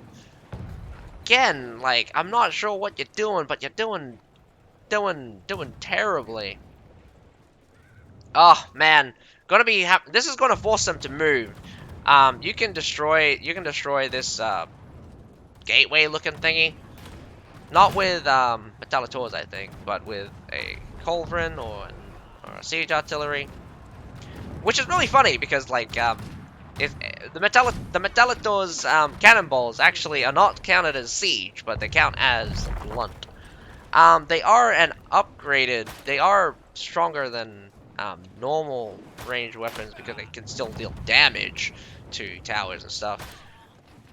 But yeah, this is the scary part now. You're getting shot from all sides. Here at the front, you got one ballista. This is good. This is really, really good. You're giving them no sides. And now since you've gotten this side, a ballista. Woo! Scary, scary, scary stuff. Lots of losses coming out. 72 guys have died. Man. Man. You've lost a pike militia. I mean, like, I guess. But listen to all of those ballistas being shot. Listen to all of those bodies dropping on the floor.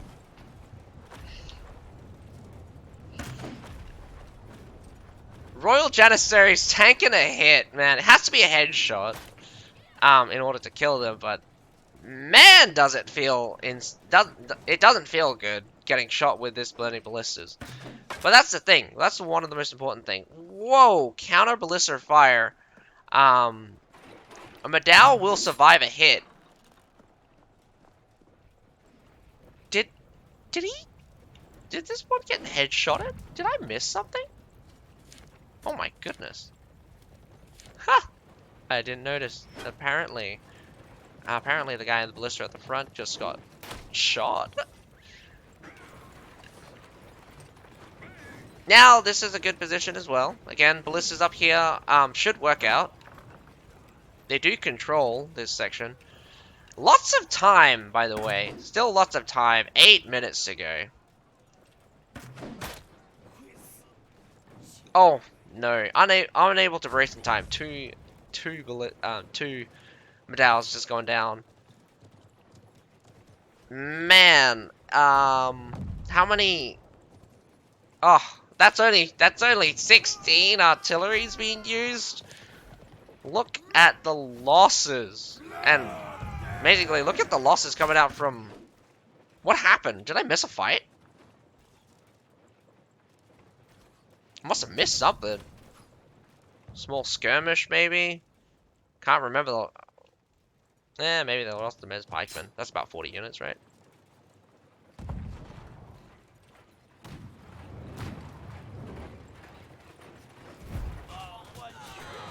Pike Militia, point blank. No, I mean Pike Militia versus Prefecture Pikemen. Destroyed some ballista up here, really good. You want to take out those ballistas. You got another ballista set up here. Circle formation.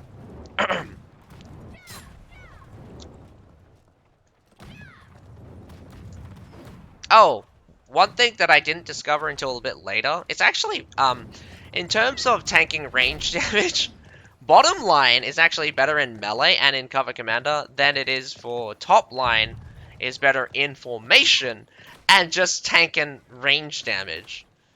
Because additional 20% range damage resistance, they turn a cannonball from a Metallitor from dealing around about 2,000 damage to basically around about 1,500 damage, so 1,500. So, pretty big, in fact. Well, not to mention the 5% additional damage resistance makes it very, very, very, very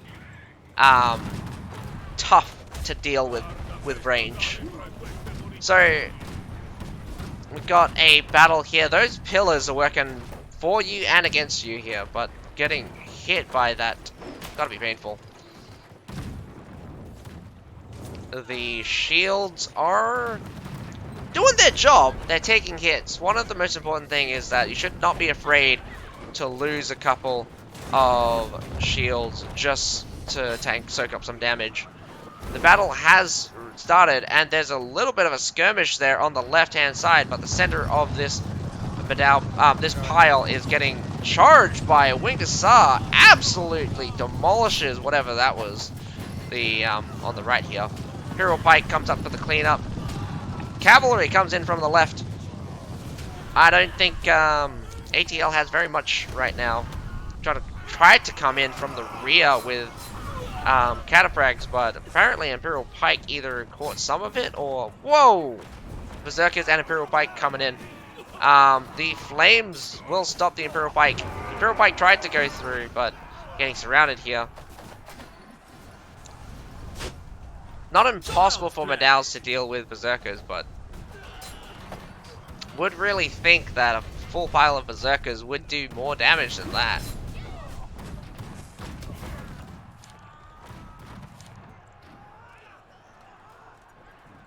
Oh man! It is gonna come down to a field battle, boys! It is such a long day! Ah! I say that, but I mean, ATL could hold for 7 minutes. You never know. They still have quite a bit of high tier units. A couple of their guys haven't spawned yet, but I don't think Gust is going to go straight onto the base point just yet. So there's a little bit of prepping. In terms of resources, though, 12 artillery. GWS is definitely holding back on the artillery.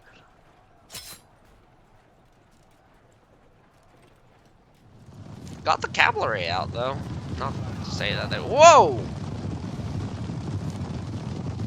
Nice. Gus picks up a little bit of kills. Berserkers kill out the Medals. Not Embrace and didn't lethal much either, so that's gotta be upsetting. Was that exchange worth it? Nah, that exchange was definitely not worth it. They control the right-hand sides with Berserkers, so it's not terrible. A lot of mortars being used, which is good. You gotta use your artillery sometime, otherwise not at all. Wow. I would be pissed. Where you going, Iron Reapers? Going over here. Get yourself killed. Why you do these? Whoa, they started off the attack already. Imperial Pike March knocks down the Medals again. The Imperial Pike March will never go out of fashion, but Medals and Royal Janissaries clears this up real easy, pushes on towards those ballistas being built, but the Berserkers at the front might be able to hold slightly against the Royal Janissaries. Pike Militia does come in. Whoa! A lethal march charging through. Keshik's in the back might do a massive cleanup, but the Pike just does a massive stall. Again, I really hate that when that happens, but yeah, Keshik getting caught there. Yikes.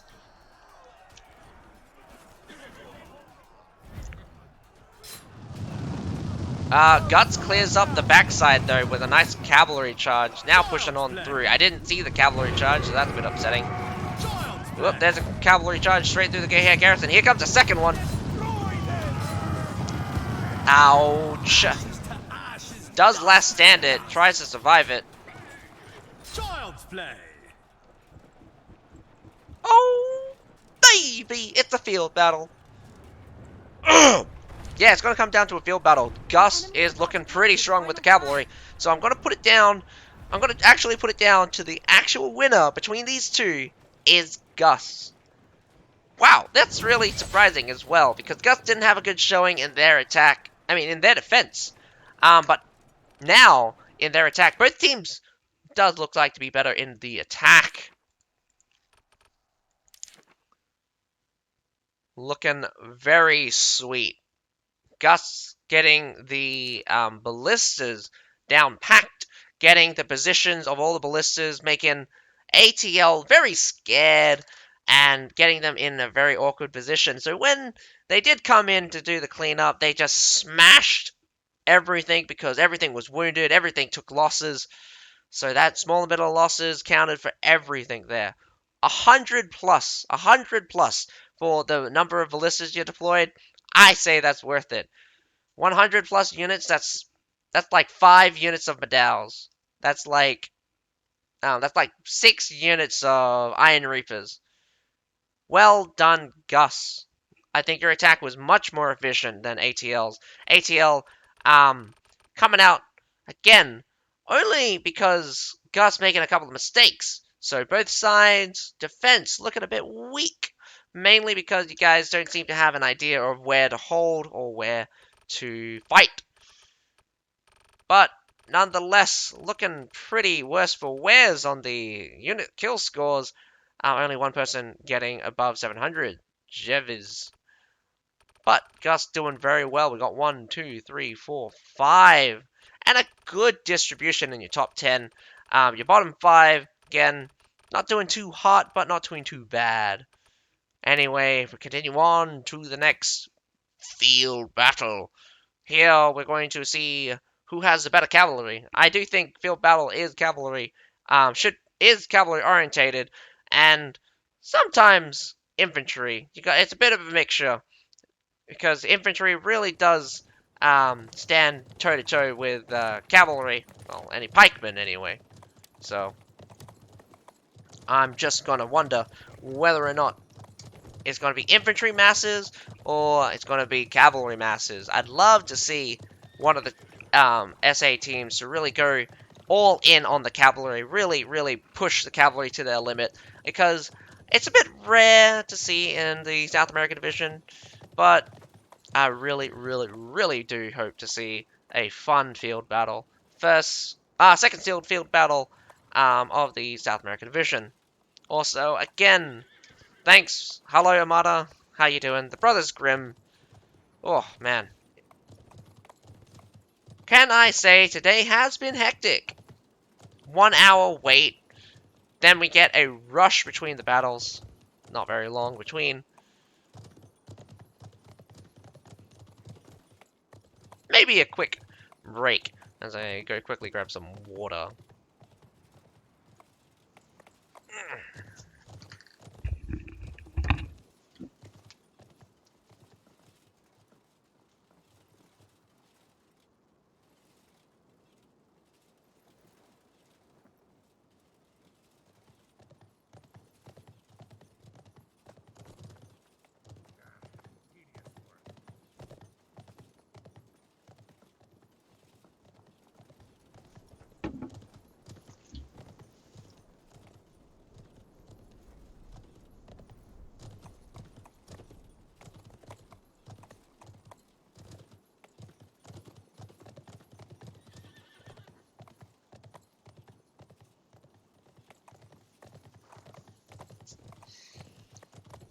Hello, my baby. Hello, my honey. Hello, my ragtime gal.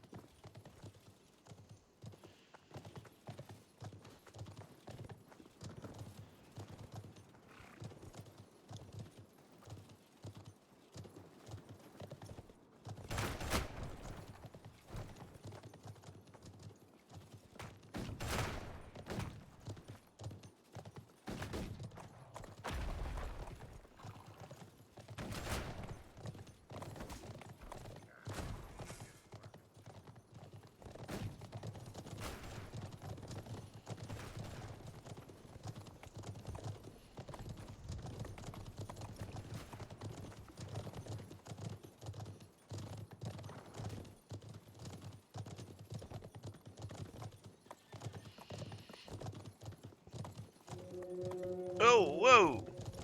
Oh, well. Hey, we're starting the field battle. Ooh, I'm excited. I'm excited to see what kind of... I'm excited to see what kind of fight these guys gonna do.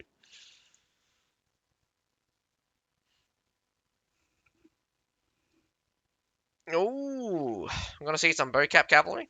I mean, like, realistically, if you have a mixture of heavy cavalry and if you had a mixture of heavy cavalry and some of the ranged cavalry, that's gonna be a very good pick. We've got a couple of guys. We've got 5 guys, pikes and spears coming out. Still a lot of heavy armor. Not like 3 pikes for both stand sides, so that's very interesting. Northern Lance cavalry being deployed. Wow. Um, 5 cataphracts being deployed by ATL. Lots of Medal. Nearly everyone going with Medal. 1 Imperial Pike Guard. That's from Cashship. I think this is going to backfire. I think the Berserkers are going to backfire hard. But it could also work in their favor because if they catch the Medal with the cavalry, they'll match up the Berserkers against the Medals, and I think the Berserkers should win that matchup. But I do think the Winged Hussars here is going to have the clear advantage. Winged Hussars are the pinnacle of cavalry. They are unmatched on the charge. Really dangerous to challenge a Winged Hussar. Winged Hussar on the charge. Definitely not something I would want to face. So let's see, at the beginning of this battle, we really got to watch what kind of split they do. And this could be interesting. A bit of a spread. They've sent 3 top, I think 7 middle. Could see a split off. We got quite a few guys going for that C point. really would stall. I would have. Wow, Cataphract's going straight in. Stalls for the 1. I would have moved up. Winged Stars might swipe really hard here. Oh my goodness. Bad matchup for the Winged Stars, actually.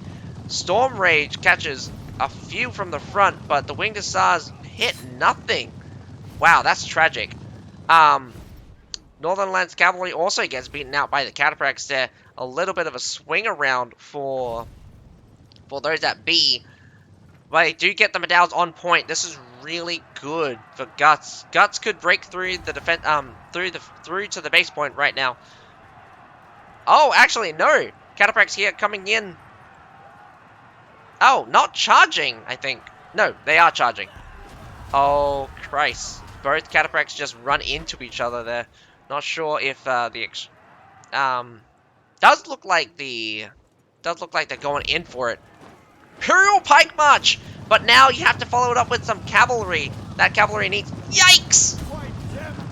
Oh man, catching the Imperial Pike from the side there, absolutely devastating. Northern Lands Cavalry gets into the center of that, hits them super hard. Oh my god! I can't believe they almost won that. I'm not kidding. Like, that Northern Lands Cavalry almost won that exchange. Alright, so ATL wins out super well. Does look like there was a battle here at the B point. I wouldn't have engaged at all with the B point.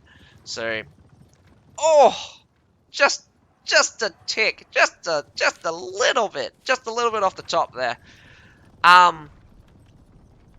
Bad usage of cavalry here. They try to force fights where you're clearly at a disadvantage. You did get some really good pickups though. Northern Lands Cavalry, I underestimate you. My goodness. They did not get dead by the medallions as fast as I thought they would, but for sure, definitely picking up some cavalry exchanges here. But in the end, starting off pretty bad for ATL, losing probably all your cavalry in that exchange. This is going to be bad because we've still got plenty of cavalry for Gus. Gus might hold this until the end. Even if they lose one of the points, it's not the end of the world because they have that little bit of a cap. Ballistas should be coming through. I don't know why you placed it so far away. Gonna be a bit difficult to get good shots through. Winged Hussars being used. Unfortunately, not to great effect. Does pick up, I think, more. I think it does pick up a few more cavalry. But 5 Winged Hussars for about, let's say, 5 other units. Mostly Cataphracts. Not a terribly good exchange. Cataphracts having 21 models versus the 18 from Winged Hussars.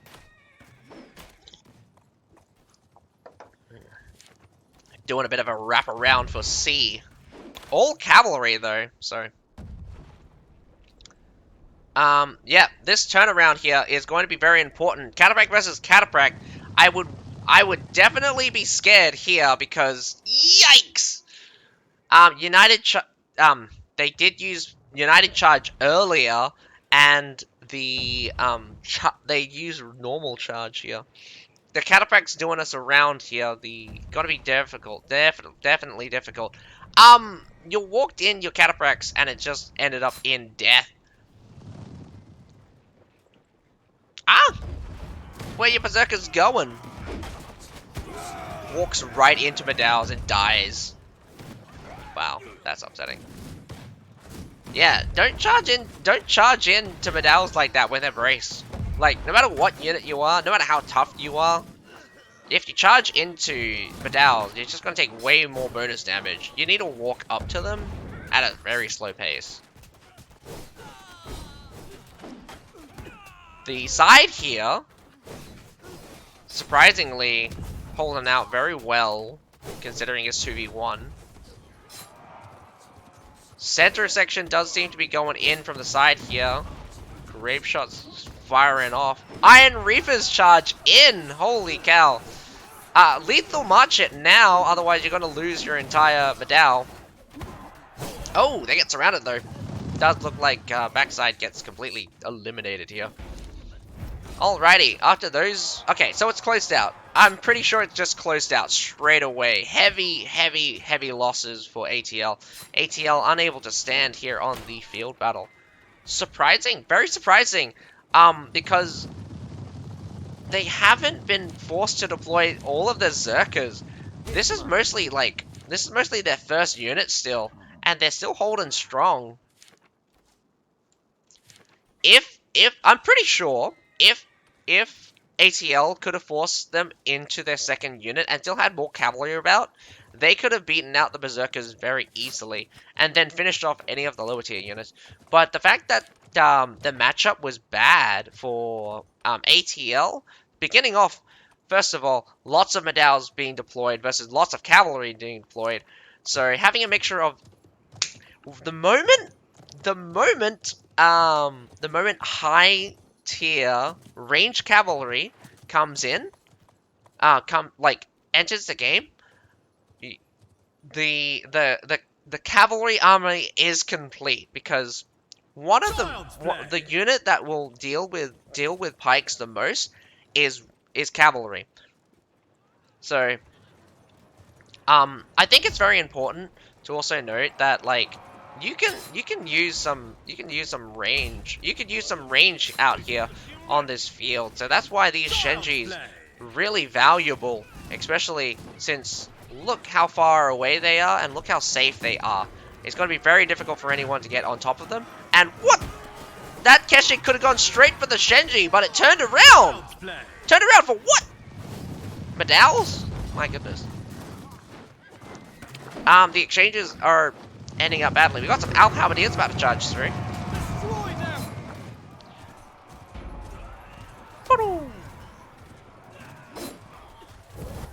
I'm not sure if they changed it, but it feels like the Alphabetia charge does hit like a wet noodle nowadays. Or maybe I'm underestimating it, mainly because it's really good. It has a hitbox. It has a hit issue. Nearly the same with every pike charge in this game, besides the Medal Lethal March. Actually, I also think the Medal's Lethal March has a hit issue. If you to explain is for some reason when pikes stack up against each other, they tend to not hit. So Medal similarly seem to have some kind of resistance from stacking up each other in Lethal March when they collide with the front line, which is actually really good. I actually think the design to get rid of to avoid hyperdensity being something like this, where you have like 3 guys standing on one spot. A triple cap's about to come in, which is going to just seal the fate of ATL. I do think it's pretty much closed out. They might just push on to the base point here with their advantage, and I'm pretty sure with just Serfs left, they could deploy all the Berserkers. They've already deployed 4 of the Berserkers, and they could just go in ham. It'd be very difficult for for anyone to stop them now.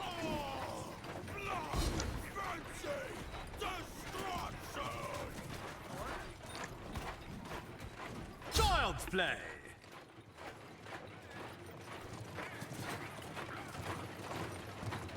Oh, that's interesting. Sounds like one of the effects of the Medal, of probably Lethal March. You hear the marching sound, so it probably used it. Or there was a marching sound for some reason. I don't know from what unit. First time I heard the sound effects. But Northern Lands Cavalry not being used to terrible effect. Not being used to great effect there.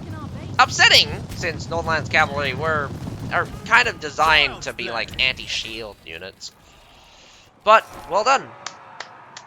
Congratulations, Gus, winning against ATL. I do think you've solidified yourself as second place, but do remember we do have another round robin next week. Oh, not next week, on the Sunday. Well, your guys' Sunday will be my Monday. But yeah. Having a look at the scores real quick, I didn't close my face. Very surprising here that little to like only 300 unit kills, but getting a lot of those hero kills. So definitely getting the hero kills. Probably the guy coming in with the Keshigs. Probably if I backlogged it, probably come. No wait, Keshigs were on the other side. ATL had Keshigs. Not sure if Calamity Foxy had Keshigs, but Shortbow out on the open field, pretty deadly, able to knock them off of the thing, knock them off the horse. Surprising two guys from ATL didn't die. Considering that nearly all of them, every single one of them engaged.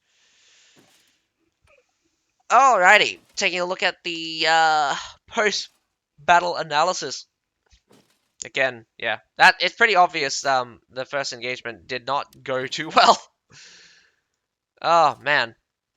Um, getting getting caught a little bit here was the Hussars and the what your face calls it, Outriders. Two Outriders could have beaten out the Hussars if they did the Raging Wildfire first, catching the front section, and then doing number two to catch the second section. That way you would have just won outright. But it's very dangerous for Outriders to challenge a charge like that. Instead, it's better off to catch a charge from behind or from the side with the number two. So you never want to take it from the front. Again, you never want to take a winged hussar charge from the front. You're just asking for death. Does look like while I was watching the battle at C, there was a massive battle at B. So that happened, and then continuing on to the back section, just ending up in a lot of losses all around the place, but couldn't really consolidate on a good plan. That's a good thing with cavalry is that you can continuously move around.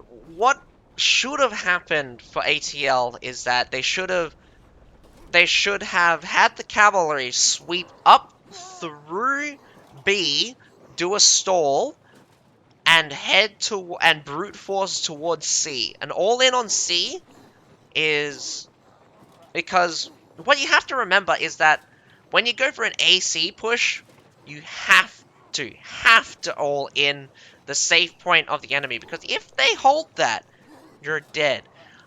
I do believe, considering the performance of the Northernlands Cavalry, like, ATL Northernlands Cavalry actually whacked out quite a few of the Medals, a 1v1 scenario. Even if it was from behind, that 1v1 scenario really does show that Northernlands Cavalry does do quite a bit of damage. And I think ATL, if they all in for C, instead of doing kind of a split push between C and B, the matchup would have been less prevalent. So, well done to Gus. Matchup doing very well. Medals versus Cavalry, you're gonna lose out. So, good with some of the catches, bad with some of the catches. So, I'm gonna say after ATL didn't play that all too well, committing to fights that you're bound to lose. So, that is all for today. I hope you guys enjoyed. But don't forget, we have another battle in 2 days. Sunday. It'll be ATL versus PUP, Gus versus PUP, then Gus versus ATL. Same battles, just in a different, just in the same order. Yeah, same order, just different person who was attacking first, I think. I will have to say that it's it was very unfortunate for those that did stay with me at the beginning. I also have to say that